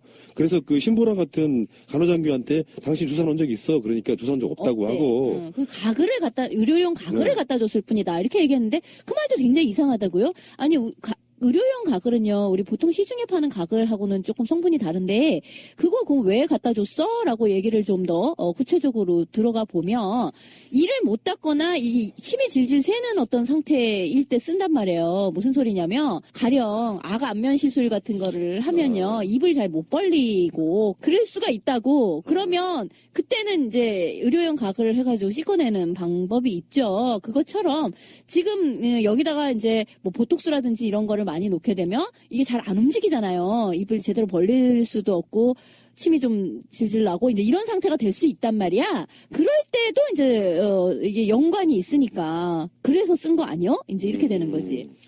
근데 신보라는 가글을 갖다가 제공했다는 걸로만 했을 때는 뭐 처음엔 아무 연관성을 못 가졌어요. 이 미용 시술하고. 근데 미용 시술에 의해서 필러에 입이 마비되면 가글을 한다 또는 뭐 그런 이유로서 의심이 가고 있지만 또는 약물에서 깨어날 때 구취를 심하게 본인이 느끼기 때문에 그걸 씻어내기 위해서 가글을 할 수도 있다라는 의혹도 지금 나오고 있는 상황이에요. 중요한 건 가글을 박근혜가 찾았고 그래서 자기는 갖다 줬다는 게 중요한 거거든. 그럼 당일날 박근혜가 그 안에 있었다는 거에 대한 1차적인 증빙이 되는 거지. 그리고 시술이 됐든 뭐가 됐든 이미 입이 꼬인 입을 제대로 벌릴 수 없는 상황이었을 가능성이 높다는 거예요. 그러면 진실이 가까워지고 있는 것 같네요. 그 청와대에 있었다는 것은 거의 확정적 사실 아니야? 이제는? 그래서 지금 이게 그 세월호 관련해서 김영재가 당일날 청와대에 출입했느냐, 보안 손님으로서 출입을 한 흔적이 있느냐 없느냐가 일단 최고 먼저 밝혀져야 될 부분이고요. 만약 그 전날 갔다고 하더라도 이거는 당일날 사건하고 연결될 수 있는 고리가 될 수 있다는 거예요. 그리고 실제 오후 시간에 간호장교가 들어갔던 거는 가글만 전달하기 위한 게 아니라 박근혜를 각성시키기 위한 일종의 처치, 주사가 필요했기 때문에 무리하게 간호장교를 들여보낸 게 아니냐 싶다는 거지. 아니 각을 갖다 주는데 무슨 간호장교까지 갈 필요가 뭐가 있어. 그러니까. 심부름할 사람이 얼마나 있고 비서진도 얼마든지 갖다 줄 수 있는 건데. 근데 간호장교가 들어갔다는 건 이 사람은 부정하고 있지만 일종의 각성형 약물을 주사하기 위한 그걸 위해서 외부에서부터 초빙을 받아서 들어간 게 아니냐는 의혹이 나오는 거죠. 의무실에서 대기하고 있는 상태에서 간 게 아니잖아요. 부름을 받고 들어갔으니까. 그거 하나 전달받으려고 걔를 불러들였겠어요. 그랬어요? 네. 청와대 없었다가 외부에서 들어온 거야? 외부에서 들어온 거죠, 당시에. 그러니까 청와대 의무실은 인력이 거의 없기 때문에 관저에서 샀다고 하는 의료용 가글도 그때 40개가 목록에 나와 있었거든요. 그렇죠. 그러니까 평상시 때 그런 짓을 되게 많이 했다는 뜻이잖아요. 재고가 거기 있는지 이미 누구든 알고 있는 상황이잖아요. 그걸 굳이 간호장교 시켜서 갖고 오라고 할 필요는 없다는 거예요. 그런가? 뭐 그건 그렇다 치고 어쨌건 지금 그러면은 여기서 드러나는 것들로 봤을 때 일단 김영재가 수상하고요. 거짓말을 해야 될 이유가 없는 사람이 거짓말하면 그 사람 범인인 거잖아. 상식이고 진짜 퍼즐은 이렇게 맞춰지고 있는 거네. 청와대에 박근혜가 있었던 건 맞는 것 같고 미용사는 확실히 트릭이다. 미용사가 만약에 뭐 미용 시술을 했다는 게 굉장히 중요한 이야기고 그게 감추고 싶었다가 인제사 터진 이야기고 만약 그런 거였다면 지금 미용사와 박근혜는 다시 볼 일이 없어야 되는 거잖아요. 근데 미용사는 지금 직무권한 정지가 되어 있는 박근혜에게도 계속 가서 국가 안보에는 국민의 안전 생명에 관련된 게 포함됐다. 그게 저기 침입이 아니라도 그리고 대형 재난에는 국가 안보랑 직결되어 있는 서로 간의 연관성이 있다라고 그 개념을 정립해 놓은 상태였단 그렇죠. 말이에요. 그 개념 하에서 만들어진 그 어떤 조직 개편이 있었던 것이고 그렇기 때문에 지금 김장수가 하는 이야기는 굉장히 뭐랄까 실제 맞지 않는 이야기를 굉장히 한가지게 하고 있는 거죠. 게다가 지금 그 통영함을 돌려보낸 거는 지가 알아서 할 일이지 뭘 보고하고 말고 할 건덕지도 아니다 이런 식으로 얘기를 했지만 참 의아하게도 그 당시에 아이고 억울하오라고 할 만한 그 해군 참모총장 같은 경우에는 지금 또 이 군납비리 관련해 가지고 지금 구속이 돼 있지 않습니까? 그러니까 이미 또 이런 어떤 중요한 위치에 있었고 중요한 오더를 내렸지만 이게 가로막힌 사람은 또 이상하게 참으로 억울하게 보일 수밖에 없는 무죄가 형편에 돼 있어요. 났어요. 무죄가 결국엔 났어요? 무죄가 났어. 결국 무죄가 났어요? 하여튼 총편적으로 말하자면 김장수는 말 그대로 논할 가치도 없는 이번 청문회가 나는 최악의 사기꾼이고 반드시 위증죄로 처벌받아야 될 정말 양심을 저버린 박근혜의 마지막 충신으로 기록해야 될 순장조에 하나 추가입니다. 이 자식은 진짜로. 그래서 이번에 황기철 전 해군 참모총장을 참고인으로 부릅니다. 그래서 김장수하고 대질을 하기로 해요. 이거 재밌겠는데? 그렇군요. 그러면 누가 어떤 오다를 줬는지가 명백하게 밝혀지겠죠? 그 자리에서 실장님이 나한테 전화해가지고 그거 출동시키지 말라고 별 뗀다고 저한테 협박했잖아요. 이렇게 좀 얘기해주는 그런 멋진 쇼가 한번 있었으면 근데 좋겠는데. 사실 정권에 있어서 코어를 한번 봐봐봐. 박근혜, 이용됐건 뭐했건 간에 우리 영부인 박근혜 씨가 계시고 또 대통령 최순실 씨가 계시고 그 수하에 목걸이 3인방이 있고 얘들이 진짜 코어잖아요. 그리고 한 단계 밖에 나가야 김기춘과 우병우 이런 사람들이 있단 말이에요. 근데 사실 이런 군인들이 방산 미래에 엮여 있을지 모르지만 뭐 그런 느낌도 없고 김장수는 제가 봤을 때는 청와대에 있었지만 어떤 넘버링으로만 보면 3인자 정도 되는 거예요. 청와대에서 대통령, 비서실장, 안보실장 이렇게 되는 사람인데 이 사람은 정권의 코어라고 보기는 어렵잖아.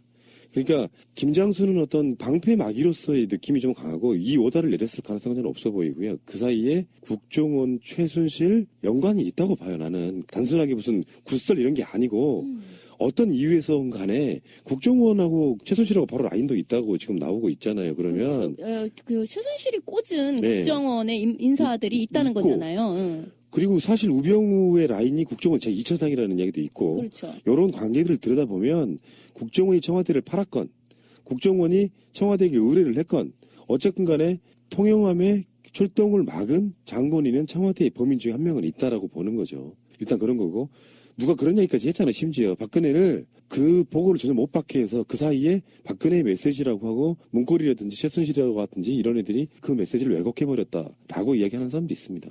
이 자식은 언제든 나중에 그 대질신문을 통해서든 또 그 안에서의 실제 오다 보고를 하는 과정 중에 밑에 있는 어떤 그 부하 직원한테서 올라온 정보들을 어떻게 보고서로 작성했는지 낱낱이 까발려가지고 이번 위증에 대한 죄를 반드시 물어야 될 아주 악적 중에 악적이라고 판단이 됩니다. 그래서 이제 얘가 주로 이슈를 많이 빨아먹기는 했지만 사실 나머지 그 미용 시술에 관한 그 의사들하고의 그 얘기 해봐야지 이제. 뭔가 좀 많이 밝혀진 게 있어요. 사실은 그쪽이 더 흥미진진했던 거야. 잠깐만 그 이야기 전에 마무리를 자연스럽게 짚고 넘어갑시다. 어쨌든 간에 김장수도 어디 있는지 몰랐고 김기춘도 일주일에 한 번도 못 봤고 조윤선도 독대한 적이 없었고 그러니까 화장하고 머리 손질하고 이런 거 외에는 전혀 사람들이랑 접촉 자체를 안 하는 사람이에요. 이거 일본말로 왜 그런 애들 있죠. 히키코모리. 히키코모리. 딱 그 느낌이잖아요. 야, 그나마 주사 놔준 간호장교하고 미용사가 최측근이네. 그렇죠. 그 사람들은 그렇죠. 최소한 얼굴은 보고 손은 만져봤을 거 아니야. 권력과의 거리가 제일 가까운 놈들이었어. 힘이다, 힘. 근데 그런 애들까지 나와서 거짓말로 실드를 치니. 그 사람들은 박근혜를 이해할 수밖에 없는 자리에 있다고 저는 보고요. 특별히 뭐 월수진 일이 있어가지고 그 박근혜에 의해서 사법처리를 당했다거나 여러 악을 품고 있는 사람들이 아니지 않습니까? 그러니까 어쨌건 간에 박근혜가 왜 혼자 있는 걸 좋아했을까? 그 부분에 대해서는 우리가 방송으로 여러 차례 유추가 될 만한 얘기를 많이 했기 때문에 일단 넘어갈게요. 성향이 그런 사람도 있을 수 있어. 간혹은 정신적으로 약간 문제가 있어서 대인공포증도 있을 수 있고요. 사람 만나는 거 싫을 수도 있고. 대인공포증이 어떻게 정치를 하지? 너무 어이가 없네. 아니, 그 완벽한 이중의 인격인 거야. 그래서 무대 위에 올라가서 뭐 마이크 잡고 연설 같은 거는 어떻게 대충 하고 막 박수 치는 건 되게 좋아하는데 기본적으로 사람 만나가지고 대통령이 만난다는 게 대부분 다 업무예요. 밥 먹고 덕담 나누는 것 정도 빼고는. 그러니까 그게 너무 싫은 사람 그 생각을 해봤거든. 우리 꼬맹이가 조그만 인형들 있죠. 바비 인형 같은 거. 요 인형들 이렇게 신발 신기고 하는 그런 놀이 있잖아요. 그런 류로 놀았다고 생각하면 병적인 그런 느낌이 좀 들고요. 이거 어쨌든 히키코모리. 뭐 그게 좀 가깝다. 이렇게 보시면 될 것 같고. 그런 사람이 어떻게 시장에 가끔씩 나오면 세상이 정말 신기했을 거야. 더러웠을까? 아니 그러니까 감자를 냄새를 맡아보고 갑자기 고춧가루를 보고 이 귀한 것이라고 하고 이상한 소리를 하긴 했잖아. 어묵을 처먹고 반은 보관했다 이따 처먹겠다고 하고. 싸가지 없다 그랬나? 진짜 그거 사실일까? 아니 어묵을 왜 이따가 먹어? 아니 싫다는데 억지로 상인이 입에다가 밀어 넣었거든. 이거 한번 맛 좀 보세요 하고. 그럼 아줌마들이 어머니 같은 사람들이 이렇게 권하면 못 이기는 척하고 또 먹어주잖아. 근데 오만상을 찌푸리면서 됐다고 나머지는 나중에 먹는다고. 그건 지난 방송에서 이야기했잖아요. 마찬가지예요. 옛날에 그 악수할 때도 뭐 새마을 노인 회장 뭐 이런 사람 오면 악수하다가 일반 노인네들 오면 손 뒤로 빼는 거랑 똑같은 거지. 그게 아니라고. 그 저번 방송 얘기했잖아요. 나도 아침에 막 편집하고 또 아침에 일찍 일어날 일 있잖아. 그럼 한 2시간 자고 일어나면 입맛이 하나도 없어요. 그러니까 실제로 진짜로 먹기 싫은 거야. 입맛이 없어가지고. 그래서 박근혜 밥 안 먹고 우리 뭐 쉐이크까지 이야기를 했구만. 그것도 그렇겠지. 근데 사실 어묵이 얼마나 맛있는데 이거는 송로버섯보다 맛있는 거예요. 사실은. 아니, 근데 이 사람의 성향을 보세요. 이제 최근에 또 나온 이야기지만, 국내에서도 뭐 인천, 거기에서 이제 잠깐, 잘 일이 있었는데, 하루 이제 송영, 자는 것도 아니야. 변기 몇 시간 뜨는 쉬는 거. 거야. 몇 시간 쉬는 거였는데, 송영길이 얘기를 했잖아요. 근데 그때도 막 자기 변기를 뜯었다는 거잖아요. 그래서 그것도 참 웃기는 에피소드구나 했는데 영국에서 1박을 그것도 5성급 호텔에서 1박을 하는데 거기에서 뭐 침대 매트리스를 바꿔달라, 변기를 교체하고 그리고 원래 호텔은요, 특히 외국 호텔은 조명이 좀 그렇게 밝지가 않아요. 간접 조명 쓰잖아요. 근데 그거를 대낮처럼 환하게 하고 화장대를 설치하고 뒤에다가 장막을 흰 장막을 해가지고 그 거울에는 오로지 그러니까 사진관처럼 해달라는 거야. 그러니까 사진관 조명 때려서 이렇게 주변 딱 하는 배경 것처럼. 안 비치고 나만 비치게. 어. 거울아 누가 제일 얘는 거울 보면서 자기 자신하고 말하는 취미가 있는 것 같아 이제 봤더니. 근데요, 가끔 왜 이제 헐리우드 스타 여배우라든가 이제 국내에서도 이제 뭐 유명 여배우 같은 경우에는 이렇게 항상 분장실도 이제 혼자 쓰고 환한 거울 상태에서 이렇게 반사판이 있는 상태로만 자기를 보고 싶어 하는 그런 이제 나르시시즘의 극치를 달리는 그런 여배우들이 가끔 있어요. 그래서 이렇게 회자가 되기도 하고 그래요. 이제 정말 여배우 공주병 막 이제 이런 식의 얘기를 하거든요. 근데 이거는 그 중에서도 정말 돌을 더했다. 뭐야 도대체? 아니, JTBC 무슨, 뉴스에 나온 꼭지예요. 응. 박 대통령 백설공주풍 옷 즐겨 입어였고 백설공주하고 박근혜를 비교까지 해놨어. 그러니까 깃을 이렇게 뒤로 세우는 그런 맞다. 패션이 백설공주 왜 사과 이렇게 들고 있을 때 뒤에 카라가 이렇게 위로 서 있잖아요. 맞아 응. 그러네. 그러니까 그런 패션을 좋아했다는 그걸 거죠. 차이나 칼라라고 하지 않아 우리는 보통? 아니 차이나 더 칼라는 높지. 옛날 왜 교복 남자 교복 그게 이제 차이나 칼라고요. 그게 아니라 뒤를 약간 세워가지고 이렇게 입는 그 방법이 있어요. 이상한 나라 앨리스의 하트 여왕이라든지 그렇지. 그 마녀 여왕 같은 전형적인 그 여왕들이 입는 그 널찍하고 깃 서 있는 그 칼라잖아. 긁고 보니까 머리도 약간 그 부풀려 올린 게 백설공주하고 비슷한 이미지인데 이제 봤더니 근데 그건 병은 병이다. 나이 65세예요. 65세. 대체 어쩌려고 그래. 자, 그렇다 치고 황지민님의 전공 중에 전공을 한번 가봅시다. 나 이게 진짜 궁금했어. 그 의사들이라고 국회의원들 이야기하잖아요. 그러면은 못 알아먹는 말이 가끔씩 있어. 필러 이런 이야기 요즘에 듣고는 있지만 정확하게 개념을 모르겠어. 필러는 주름을 이제 핀다는 개념으로. 그래서 필러예요? 그럼 한국말이야? 아니 그 주름 필러가 아니라 채워 넣는다는 뜻이죠. 아. 필러 이렇게 예전에 주름 필러가 맞네. 뭐 가령 무슨 아까 왜 찌라시님 좋아하는 선풍기 아줌마 이야기에서 그 안에다 이렇게 막 집어넣었다라는 게 뭐지? 이 그렇지. 사람한테는. 한 300명 정도 여객선에서 아이들이 빠져 죽고 수장돼 있는 상황을 구출하는 거는 얘한테 진짜 북한의 어떤 현실적인 위협 앞에서 아무것도 아닌 상황이었다는 식으로 가볍게 지금 증언을 했단 말이에요. 이런 태도 자체가 과연 혹시 이 인간도 정말 이 세월호 사고 자체가 의도로 조작된 시나리오 안에서 진행되는 일단 훈련 같은 걸로 생각했기 때문에 당시에 실제로 그냥 정해진 대로 흘러가나 보다 하고 가볍게 대체를 했던 것에 대한 일종의 반증 내지는 그 역으로 된 자백이 아닌가 싶은 생각이 든단 말이에요. 근데 지금 단순히 그냥 나는 그 뭐 별거 아니라고 생각했어 이런 식의 이야기가 이 사람이 개인적인 뭐 신념하고는 관계가 없는 이야기예요. 왜냐하면 이때의 그 체계가요, 재난에 대응하는 체계가 이게 법적으로 지금 뭐 북한의 위협 이런 안보 뿐만 아니라 재해에 대한 처리까지도 이게 같은 안보의 카테고리에 묶여서 있는 상태였거든요. 그렇기 때문에 김장수 이 사람은 아이들이 빠져 죽는 이 문제는 등한히 하고 나는 북한의 위협 같은 그런 안보에만 신경을 썼다. 이렇게 얘기를 하고 빠져나갈 수 있는 대목이 아니에요. 이게 조금만 생각해보면 거짓말이라는 게 들통이 나. 왜냐면은 범국민적으로 TV로 막 생중계되고 이런 어마어마한 상황에 그런 것을 그냥 아무렇지도 않게 느끼면서 안보에 집중했다라고 말하는 것 자체가 사실은 있을 수 없는 일이잖아요. 더군다나 그게 자기가 국방부 장관이었다고 할지라도 유심하게 볼 만한 상황의 어마어마한 사건이잖아. 근데 나는 우리 소관 사항이 아니기 때문에 오후부터는 신경 안 썼다라고 말하는 건 그 자체로 거짓말임을 인증을 한 거고요. 논리적 모순이고. 오죽하면 하태경이 입을 쩍 벌리고 경악을 하더만요. 근데 이제 중요한 건 여기서 범인을 찾아야 되는데 지금 김장수는 해군 참모총장 선에서 통영함이 오지 못하게 했을 것이다라고 자기 나름대로 추정을 한 거고요. 거기에 대해서는 어떤 증거도 없는 상태예요. 근데 실제로 이런 걸 결정을 내릴 수 있는 사람은 대통령이라고 했잖아.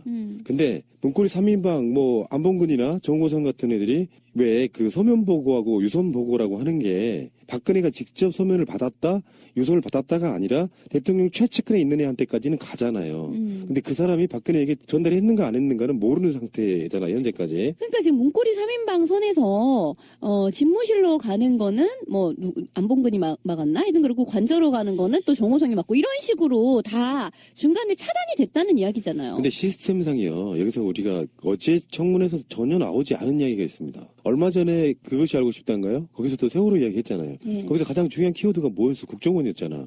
우리가 예전에 꽤 오래전에 한 2년 정도 전에 이런 걸 막 추론하다가 국정원이 연관돼 있다고 하면서 막 경악했던 그때로 다시 돌아가 보면 보고 라인의 인터셉트라는 게 있을 수 있잖아. 그러니까 지금 세월호 의혹 시리즈에도 보면 박근혜한테 보고는 들어가고 청와대에서 나눈 그 통화 기록이나 그 음성 파일에는 그렇게 들어있잖아요. VIP가 뭐 보고 싶어 하신다 그러는데 요거는 박근혜가 실제로 그렇다기보다는 그 애들이 보고를 빨리 올리기 위한 수단으로 VIP를 핑계를 대거나 그렇죠. 또는 박근혜 최측근에 있는 애들이 그렇게 옷도 전달해 주는 거 있잖아요.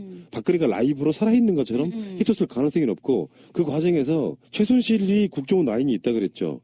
그러니까 최순실과 국정원의 어떤 관계일 수도 있지만 예를 들어서 정보 인터셉트라는 것도 있는 거야. 여기는 국정원입니다. 그러니까 해군 통영함은 돌아가세요라는 오다가 직접 갔을 수도 있다고 생각해요. 그렇죠. 네. 그러니까 이제 항상 투트랙을 생각해야 된다고 했잖아요.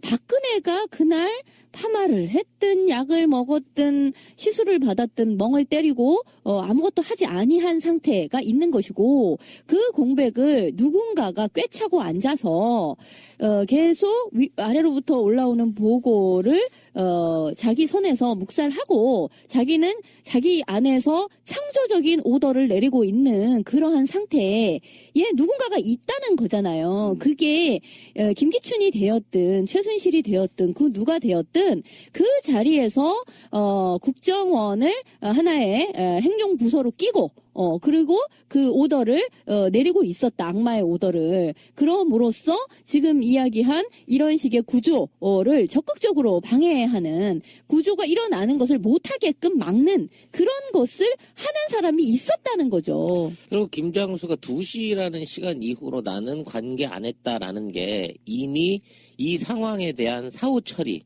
앞으로 어떻게 세월호에 대한 부분을 정보 통제를 하든 상황을 언론으로 조작을 해서 몰아가든 이 키가 2시쯤 이미 내 손을 떠났다라는 의미로 이 2시라는 게 드러나지 않았나, 이걸 직접적으로 뱉지 않았나 싶은 생각이 들고. 또 이런 것도 있어. 어쨌건 간에 국민적 비난이 쏟아지면서 국가의 재난 시스템의 컨트롤 타워가 누구냐 뭐 온갖 이야기를 했잖아요. 박근혜가 오후 5시 넘어서 갔던 중대본도 뭐 포함되어 있는 것이고 행정안전부 이런 거 포함되어 있는 것이고 그런데 진짜 중요한 거는 그래서 그런 참사로 수백 명의 국민이 목숨을 잃었는데 김장수는요 국가안보실장을 그만두고 중국 대사로 갑니다. 요직으로 간 거죠. 도망간 것 같아. 그러니까 요직도 있고 어떤 게 있냐면 자리를 피하는 거? 어떤 문책성 인사가 되면은 사실 중국 대사 같은 경우는 꿀보직 같은 거예요. 그럼요. 근데 정말 책임이 있고 제가 조금이라도 영광에 있는 책임이 있고 그렇게 뭐 비난을 받는 사건에 조금이라도 책임 있는 사람이라고 하면 경질한다고 공무원으로서 책임이랄까 이런 걸 묻잖아요. 그렇죠. 근데 김장수를 빼기는 뺐어요. 국민적 어떤 여론 같은 것들이 다 이렇게 맞물려지면서 빼고 그 다음에 누가 들어갔냐면 김관진이 들어가요. 그 김관진은 지금 로키드 마틴이네 최순실이네 사드는 이런 거랑 연관이 있는 그 주체적인 인물로 우리가 의식이 그렇죠. 되고 있지 않습니까? 그런 면에서 보면 김장수가 뭔가를 알고 있는데 아예 빼기에는 공범적 관계에 있어가지고 김장수 자체가 뭔가를 알고 있다면 정권에게 그게 좋을 리 없잖아요. 그러니까 가까이 두어야 되는 거지 또. 실제로 이 사람은 군인이었단 말이에요. 이게 외교랑 무슨 상관이 있습니까? 그렇죠. 근데 중국 대사로 꽂아요. 할 일은 별로 없는데 굉장히 많은 배우 대우를 받고 한국에서 가까운 나라 그 엄청나게 큰 G2의 대사가 돼 있는 상황이라고 하면 이 사람은 입을 다물어주는 조건으로 중국 대사로 갔을 가능성이 높아요. 그렇죠. 이제 와서 다른 공무원들 아무 이야기 못하고 있는데 박근혜 7시간 중에 몇 퍼센트를 지가 맞춰주려고 막 노력하고 있잖아. 그렇죠. 이거는 김기춘이도 시도 못하는 일종의 위증 시도거든. 이거는 김기춘이도 해줄 수 없는 거야. 김기춘이도 서면 보고 대면 못했고 통화 못했고 아무것도 모른다. 그 당시 모른다라고 하고 있는데 안보실장이 그러니까 안보실장이라는 게 늘 지근거리에서 하는 비서실장하고도 느낌이 다르잖아. 사고가 났을 때 너는 문제가 생겼을 때 안보실장의 역할이 드러나는 건데 그런 안보실장이 자기가 나서서 모든 보고를 다 받고 박근혜는 이런 상황에 대해서 파악을 하고 있었다는 주장을 혼자 하고 있는 거야. 그러니까 안보실장이 정부에서 갖는 위치가 뭐냐면 원래 청와대는 대통령이 있고 그 대통령을 보좌하는 비서실이 있고 그중에 장이 비서실장 여러 시스템으로 일원화돼 있었어요. 그러다가 국가 안보를 중요시하네 뭐네 이런 느낌으로 비서실장하고 동격의 안보실이라는 걸 만듭니다. 그래서 이게 삼각체제가 되는 거야. 대통령을 중심에 두고 비서실 그리고 안보실 안보실장 이렇게 해가지고 안보 코스프레로 지금 이미지를 만들려고 했던 것이 바로 안보실장이라는 직책의 의미를 갖고 있는 거거든요. 그러니까 이번에 그 판도라라는 영화가 이 시기에 맞춰서 굉장히 많은 그 관객들이 몰리고 있다고 하는데 거기에 이제 지진 이후에 핵발전소 사고가 나면서 국가안보실이 비상으로 열려가지고 그 안에서 진행되는 모습을 봐요. 그러면 그 안에서 어떤 방식으로 대통령이 일을 해야 되는가를 들여다볼 수 있는 일종의 이해가 되거든요. 근데 박 대통령은 충분한 정보를 보고받고 있었고 그 정보를 보고받는 차원이 TV 시청을 하고 있었을 거라는 거야. 그러니까 TV로 우리가 모든 정보를 다 보고받으면서 국가 대사를 논할 수 있는 위치에 있다는 증언을 하고 있는 거예요. 실제 국가를 운영하기 위한 국가안보실을 가지고 있고 운영을 하고 있고 그 안에 체계가 어떻게 돼 있는지 알고 있는 안보실장이 이런 위기 상황에 대통령이 그 자리에 나타나서 긴급 사항을 처리하지 못하고 구조를 비롯한 사건 파악에 대한 전말을 못하고 있는 것에 대해서 이런 거는 신경 쓸 깜냥도 아니다라고 증언을 하면서 말도 안 되는 이 증언을 하고 있는 거야. 이 새끼 다시 중국 보내면 안 돼. 이거 다시 가면 망명할 것 같아 정치적으로. 이게 큰 거짓말을 했기 때문에 예, 그럴 수도 있는데. 그러니까 국가안보실이 그 박근혜 정부가 출범하자마자 설치된 기구거든요. 그전에는 없었어요. 그러니까 이 국가안보실에 보면 이런 게 있어. 국가안보의 목표가 영토와 주권의 수호, 국민 안전의 확보 이게 중요해요. 국민 안전의 확보.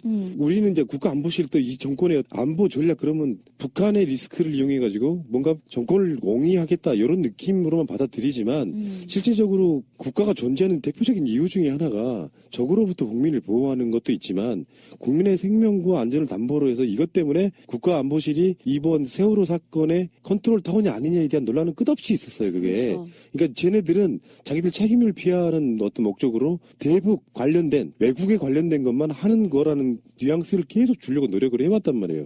근데 그 이전에 이미 노무현 정부 때 그런 개념이 확립이 돼 있었어요. 청와대나 이런 정부로부터.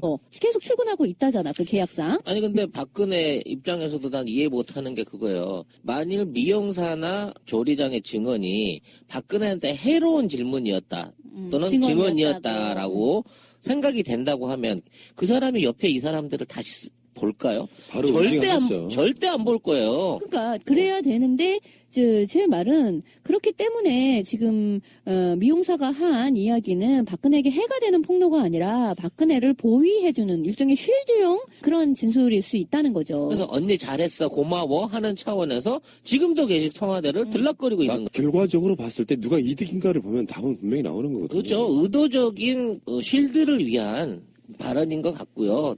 일단 대한민국의 어느 미장원을 가서 나 좀 촌스럽게 깎아주세요. 나 좀 바보처럼 보이게 머리 깎아주세요 하는 사람이 어딨어요. 그거를 일부러 흐트러져 보이게끔 세팅을 했다라는 증언 자체는 이건 미용사가 할 수 있는 증언이 아니죠. 사실상. 저는 그 점에서 저 사람이 망해먹으려고 작정하지 않았으면 저런 얘기는 못했겠다 싶은 생각이 드는 거죠. 내가 그 비유를 그렇게 들었어. 어떤 사람이 도둑질을 하려고 금은 보화가 있는 곳에 손을 딱 내미는데 그 상황에 들킨 거예요. 그래서 너 왜 그래? 그러니까 당신들 반응 보려고 하는 그게 컨셉이야라고 말하는 거 똑같은 거라는 거지. 왜 부수하게 나왔을까? 자다 나왔지? 이렇게 우리가 물어보니까 아니야 그렇게 보이려고 하는 컨셉으로 머리를 한 거야라고 말하는 건 논리적으로 말이 안 된다는 거야. 아니, 오후 5시에 부시시한 컨셉을 하겠다는, 자고 일어난 컨셉으로 머리를 했다는 게 뭔 의미냐고 도대체. 이해가 안 가는 거지. 그게 한 7시나 그렇지. 8시쯤 되는 시간이란 모를까. 예를 들어 뭐 새벽같이 나오느라고 제가 머리가 이렇게 흐트러졌어요라는 이미지를 준다 그러면 나 그렇게 세팅해도 이해는 가. 근데 오후 5시에 나가면서 부시시한 머리를 일부러 하고 왔어요?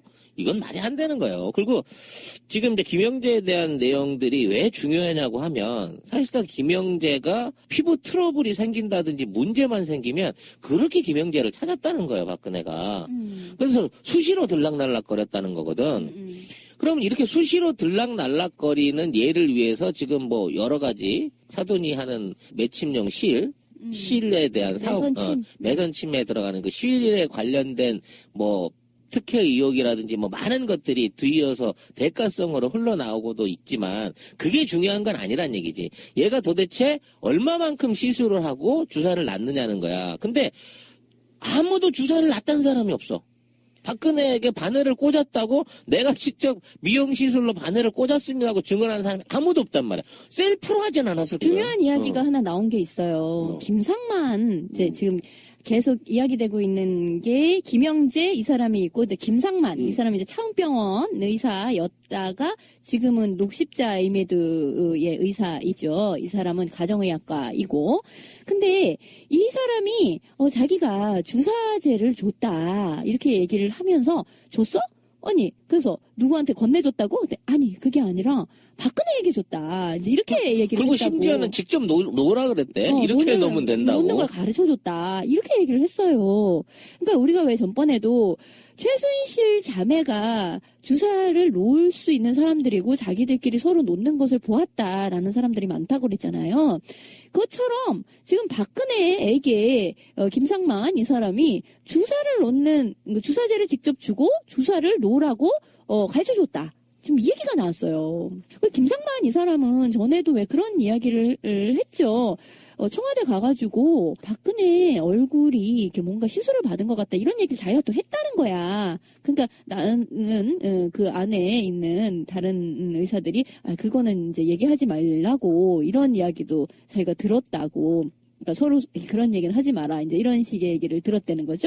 그러니까 김상만 이 사람도 굉장히 지금 의심 가는 대목이 많아요. 이 사람도 뭔가를 캐 물어보면 많은 것들이 나올 만한데 지금 그렇지 않고 있는 거죠. 청문회라든지 거기 불려나온 사람들이 무엇을 방어하려고 하는지를 보면 그날 세월호 박근혜 흔적이 보이는 거예요.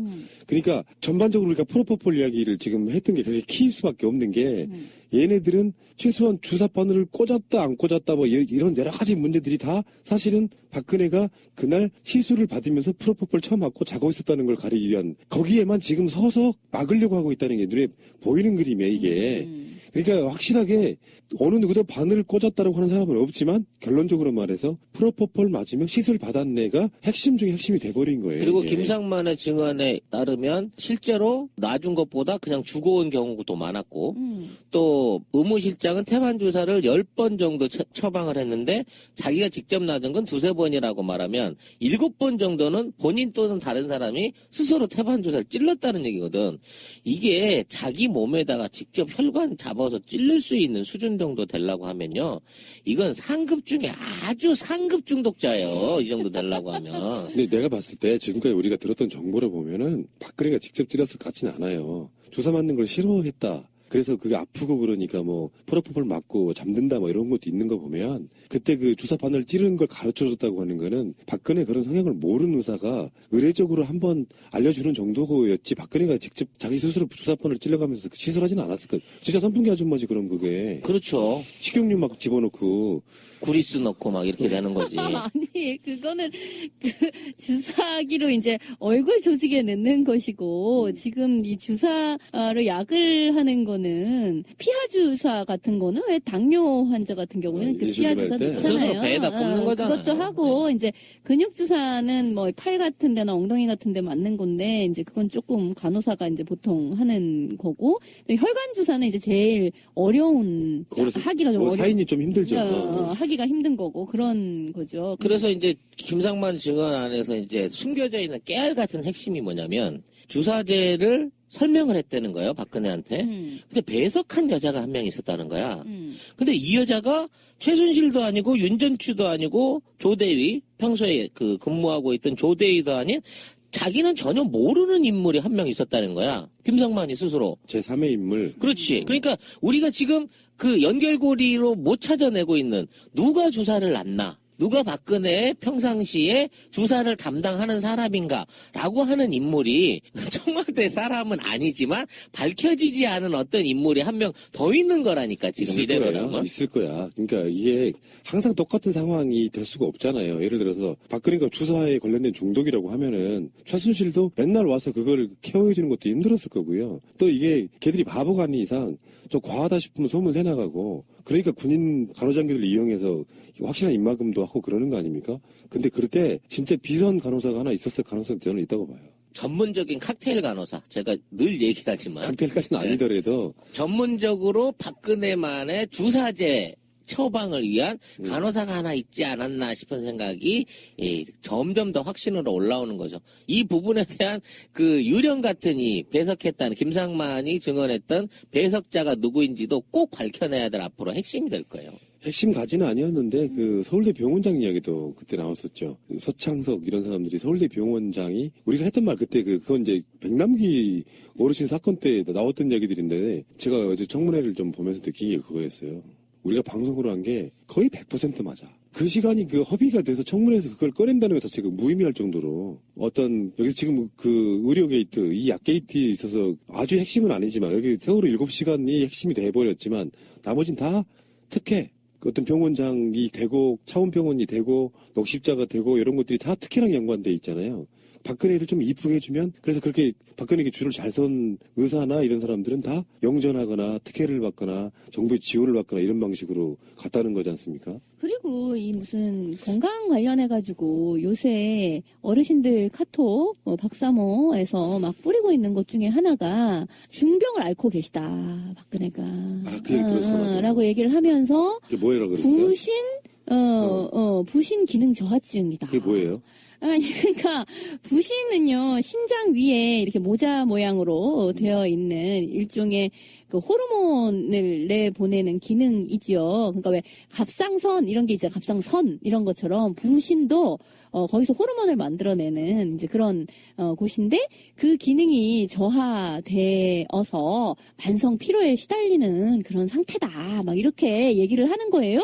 그러면서 이제 무슨 태반주사, 배곡주사 이런 것들은 부신 기능이 저하되어 있는 박근혜의 만성 피로 증세를 없애기 위해서 맞은 거다. 막 이렇게 지금 얘기를 하고 있어요. 근데 정말 듣는 의사 입장에선 정말 자자가 봉창을 두드리는구나. 라는 생각이 드는 것이 만약 정말 그렇다라고 한다면 지금 배곡주사, 태반주사를 맞고 있으면 안 되는 거죠.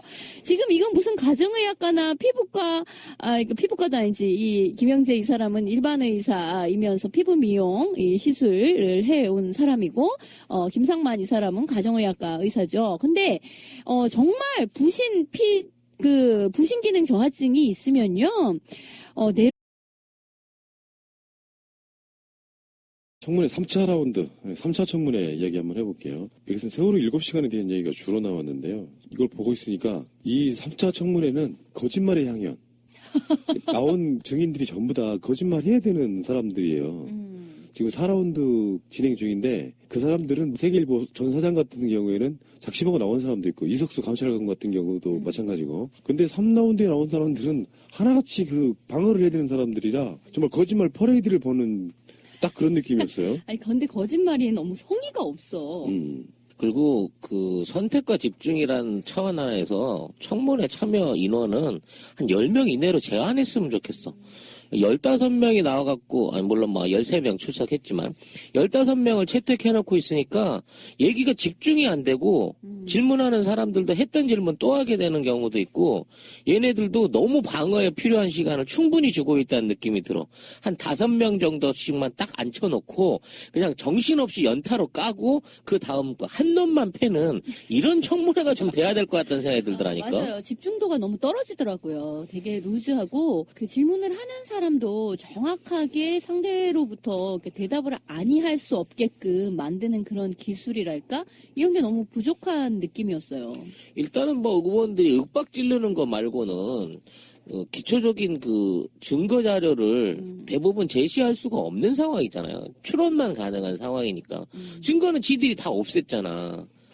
출입 기록부터 시작해 의료 기록 모든 기록을 다 없앴더만 뭐 세월호하고 연관된 이 정부하고 연관된 기록은 남는 게 없어 진짜. 그러니까 왜 이렇게까지 없앴고 또 나와서도 관계된 사람들이 참 민망할 정도. 김장수 같은 사람은 정말 나무님이 말씀하신 것처럼 책임을 져야 하는 입장인데 여기에서 계속 굉장히 무성의한 답변을 하면서 뻔뻔하게 이제 그러고 있는 모습이 굉장히 이렇게 보는 사람은 화가 나는데 그 스스로는 굉장히 내가 잘 방어를 하고 있다 이렇게 생각을 하고 있을 것 같아서 더 화가 나는. 거기다가 질의 시간이 너무 짧아. 7분이 뭐야. 예전에 한참 청문회라는 게 도입돼서 각광받을 때는 30분씩 했대. 국회의원 한 명이. 그래야 뭐 이렇게 집중적으로 파고도 들지. 들을만 하면 마이크 꺼져. 방송이라는 게 왜 음성이나 이런 것들이 중간에 뚝 끊기면 딴 일 하다가 텔레비가 이상해졌나 하고 보게 된다 그 상황에 항상 마이크가 꺼져 있는 거야. 이 방식은 뭔가 좀 잘못된 게 아닌가 그런 생각도 들어갔고요. 어쨌든 간에 아까 이야기 나온 것처럼 김장수 이야기부터 해봐야 됩니다. 3차 청문회의 주인공은 사실 김장수였다고 보는 게 맞죠. 그 사람만 뭔가 준비가 된 증인 같은 느낌이었고 의사들 같은 경우는 저것들도 왜 나왔나 얼굴만 팔려갖고 앞으로 장사에 지장돼 그런 느낌이었어요. 장사에 지장돼. 아이 신성한 의료를 그렇게 말씀하시면 어떡해. 아니 그런 기억력과 그 정도 판단 능력이 안 되는 사람하고 내가 그 사람한테 내 얼굴을 맡기고 내 몸뚱아리를 맡긴다는 게 상상이 안 되더라니까.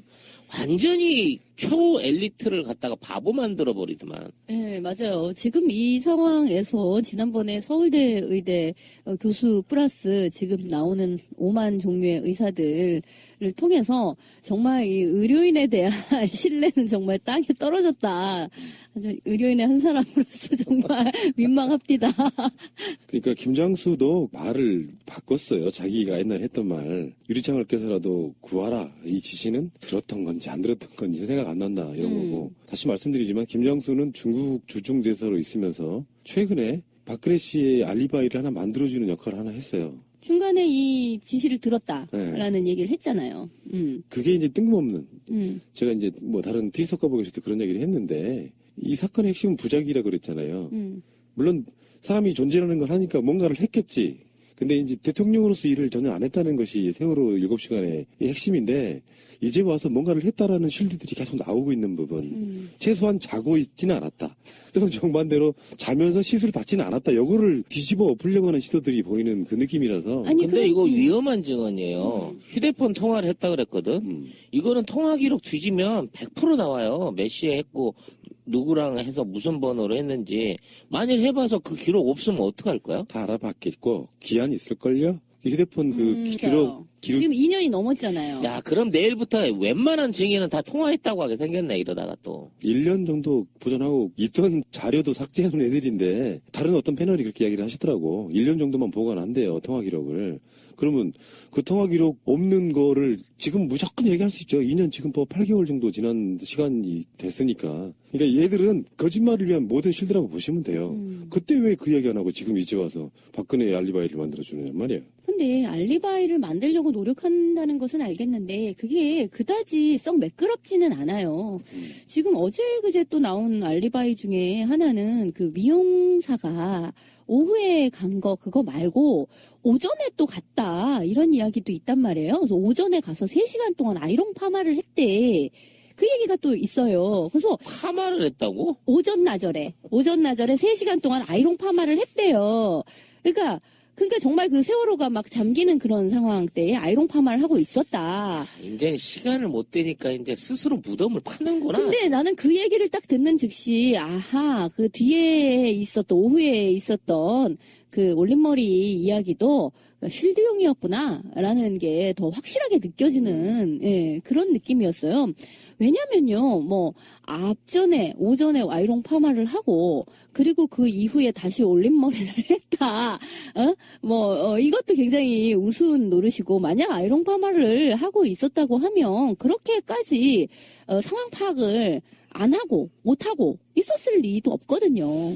하여튼 어제 김장수의 증언, 그때 김장수의 증언에 두 가지 결정적인 그 허위가 있어요. 첫째로 얘기하자면 자기가 증언을 하다 역공을 한 건데 서면 보고를 했지만 관저로 하나 보내고 집무실로 하나 보냈다는 거지. 어디 있는지 몰라서. 이게 어디 있는지를 몰랐던 거야, 저 그렇죠. 자신도. 알았으면은 네. 관저면 관저, 집무실이면 집무실로 특정을 해서 보냈을 텐데 두 군데 다 보냈다는 건 어디 있는지를 모른다는 그리고 거죠. 그걸 피드백을 받지도 못한 거야. 그렇죠. 봤는지 어쨌는지. 그래서 그거를 증명해 주기 위해서 휴대폰 통화했다는 얘기를 중간에 끼워넣은 것 같아. 그리고 오후에도 예전에는 그 2시 이후에는 보고를 안 했다고 했다가 또 2시 50분엔 직접 전화로 보고를 했다. 이 얘기가 이제 이렇게 맞춰 들어가는 거거든. 그렇죠. 그러니까 우리가 얘기할 때 최소한 이 사람 11시부터 2시 반 이후까지 한 번도 아무런 조치를 하지 않았다는 데 대한 유일한 증언이 얘가 새롭게 50분에 전화 보고를 했다. 이 얘기로 지금 이제 그거를 뭉개져 나가고 있는 그렇죠. 상황인 거예요. 그래서 아직까지도 김장수의 말 이외에는 지금 묻혀져 있는, 그러니까 11시 이후부터 2시 반 이후까지 미용사가 나타나기 전까지, 미용사의 알리바이 이전까지 빈 밥그릇을 넣었다, 아니, 밥그릇을 넣고 빈 그릇이 나왔다라고 하는 조리장의 어떤 증언 말고는 아직까지 소재를 밝혀주거나 행적을 밝혀줄 수 있는 아무런 내부적인 자료가 이번 청문회에서도 안 나온 거예요. 근데 밥그릇을 뺀 넣었다가 거죠. 빈 그릇이 나온 거는 그 안에 박근혜가 있었다라는 걸 특정해낼 수가 없는 이야기예요. 그럼 박근혜 애완견이 있나 그 안에? 그러니까 뭐가 딴 게 있었을 수도 있고 그게 꼭 생물체가 먹었다고도 말할 수가 없는 거잖아. 안에서 일종의 먹는 아르바이를 위해서 음식물 쓰레기를 따로 버리는 이게 있을 수도 있겠구만. 결정적인 김장수의 태도에 있다고 봐요. 왜냐하면 그 당시 상황을 대통령한테 직보를 할 만큼 중대한 상황으로 여기지 않았다는 증언을 했거든. 네. 이건 참 충격적인 거란 말이야. 그 이제 대표적인 게 그거였죠. 당시에 통영함이 그 아이들을 모두 구출할 수 있는 그런 통영함이었는데 그곳을 해군 참모 총장이 통영함 출동을 2번이나 시켰는데 2번 다 막혀가지고 못했다는 거잖아요. 그래서 그 당시에도 그러면 해군 참모총장의 오더를 막을 수 있는 지위에 있는 사람이 과연 누구냐? 그러면 합참의장이거나 국방부 장관이거나 국정원장이거나 대통령이거나 이렇게밖에는 없다. 그런데 그 군대 안에 있는 사람들 말로는 합참의장과 이 그 해군 그 참모총장은 매우 가까운 사이이기도 하고 이런 것을 막을 사람이 아니래요. 그러니까 그 사람은 아니고 나머지일 것이다. 이런 증언까지도 나왔거든요. 근데 여기에 대해서 그러면 이게 대통령이 막은 거냐? 이걸 어떻게 보고를 했냐? 이걸 이렇게 물으니까 떡하니 하는 소리가 그거는 대통령에게 고하고 자시고 할 만한 게 아니다. 그리고 아마 뭐 참모총장이 알아서 할 일이지. 그게 뭘 그렇게까지 윗선에 보고를 할 게 뭐가 있냐. 이렇게 얘기를 했단 말이야. 그러니까 이 정도 사안은 참모총장이 아마 했을걸? 이라는 의문만 하나 더 던져주고 맥없이 참모총장은 이제 잘못하면 혹시 내가 말을 잘못해갖고 밑에 애들이 출동을 막았나? 이거를 증빙해야 될 상황이 된 거야. 윗선은 다 필요 없대. 이런 가벼운 일에 대해서는 윗선까지 보고할 건덕지가 아니라는 거야. 더더욱 충격적인 거는 자기는 2시 이후에는 안보 상황에 신경 쓰느라고 세월호는 관심을 못 뒀대요. 그러니까 이거는 아주 사소한 일이었던